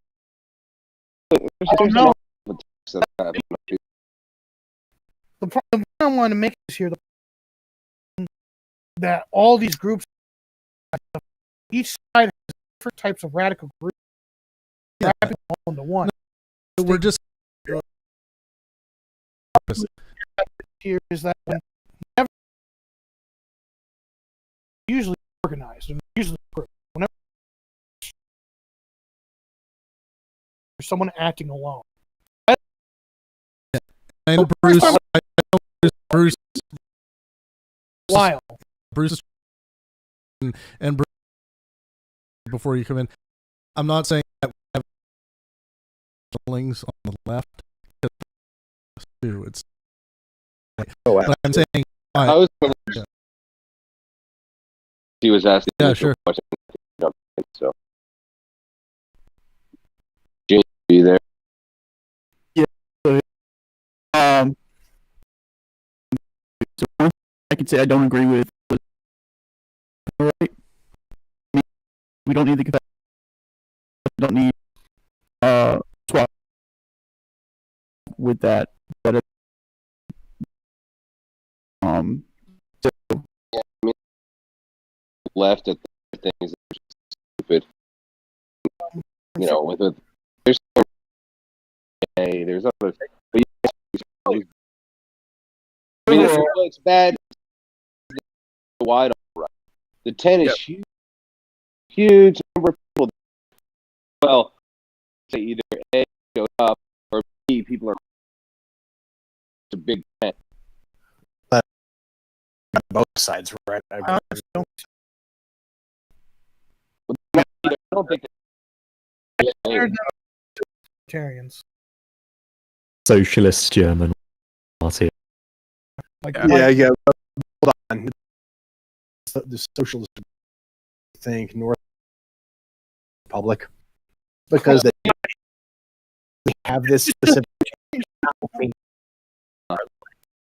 Gotta like basically just separate from is basically how I see You know what I people hear? that are When people get into conversations like this, label. It's like label all over the place. Up, might be suck in somewhere too.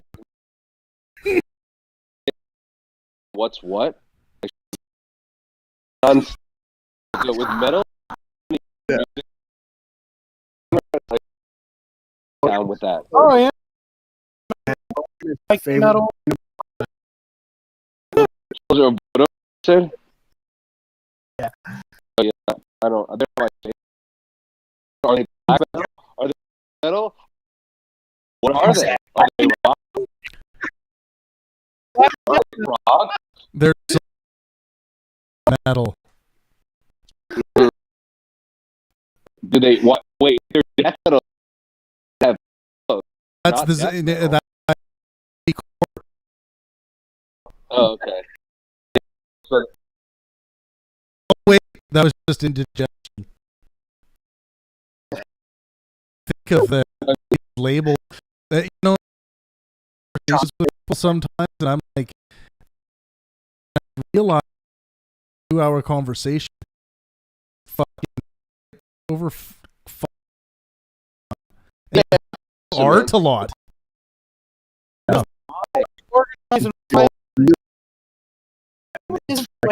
problem is we don't are. I don't think that a lot of it is at its core. Yeah. Interested in like having discussions cases because they want to make these large sweeps to make change, you know, in some way by affecting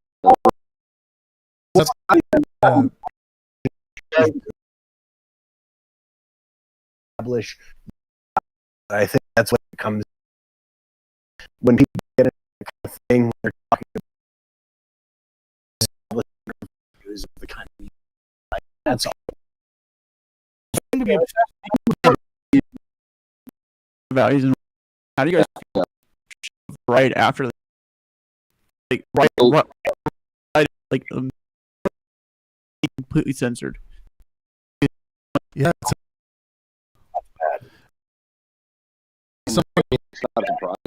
someone I checked of the Twitter account, or you know, and it was reasoning. Also on like Trump had said, and he has, and that specific was not of anything, but I think what Trump tweeted was later to be a violation. It's interesting.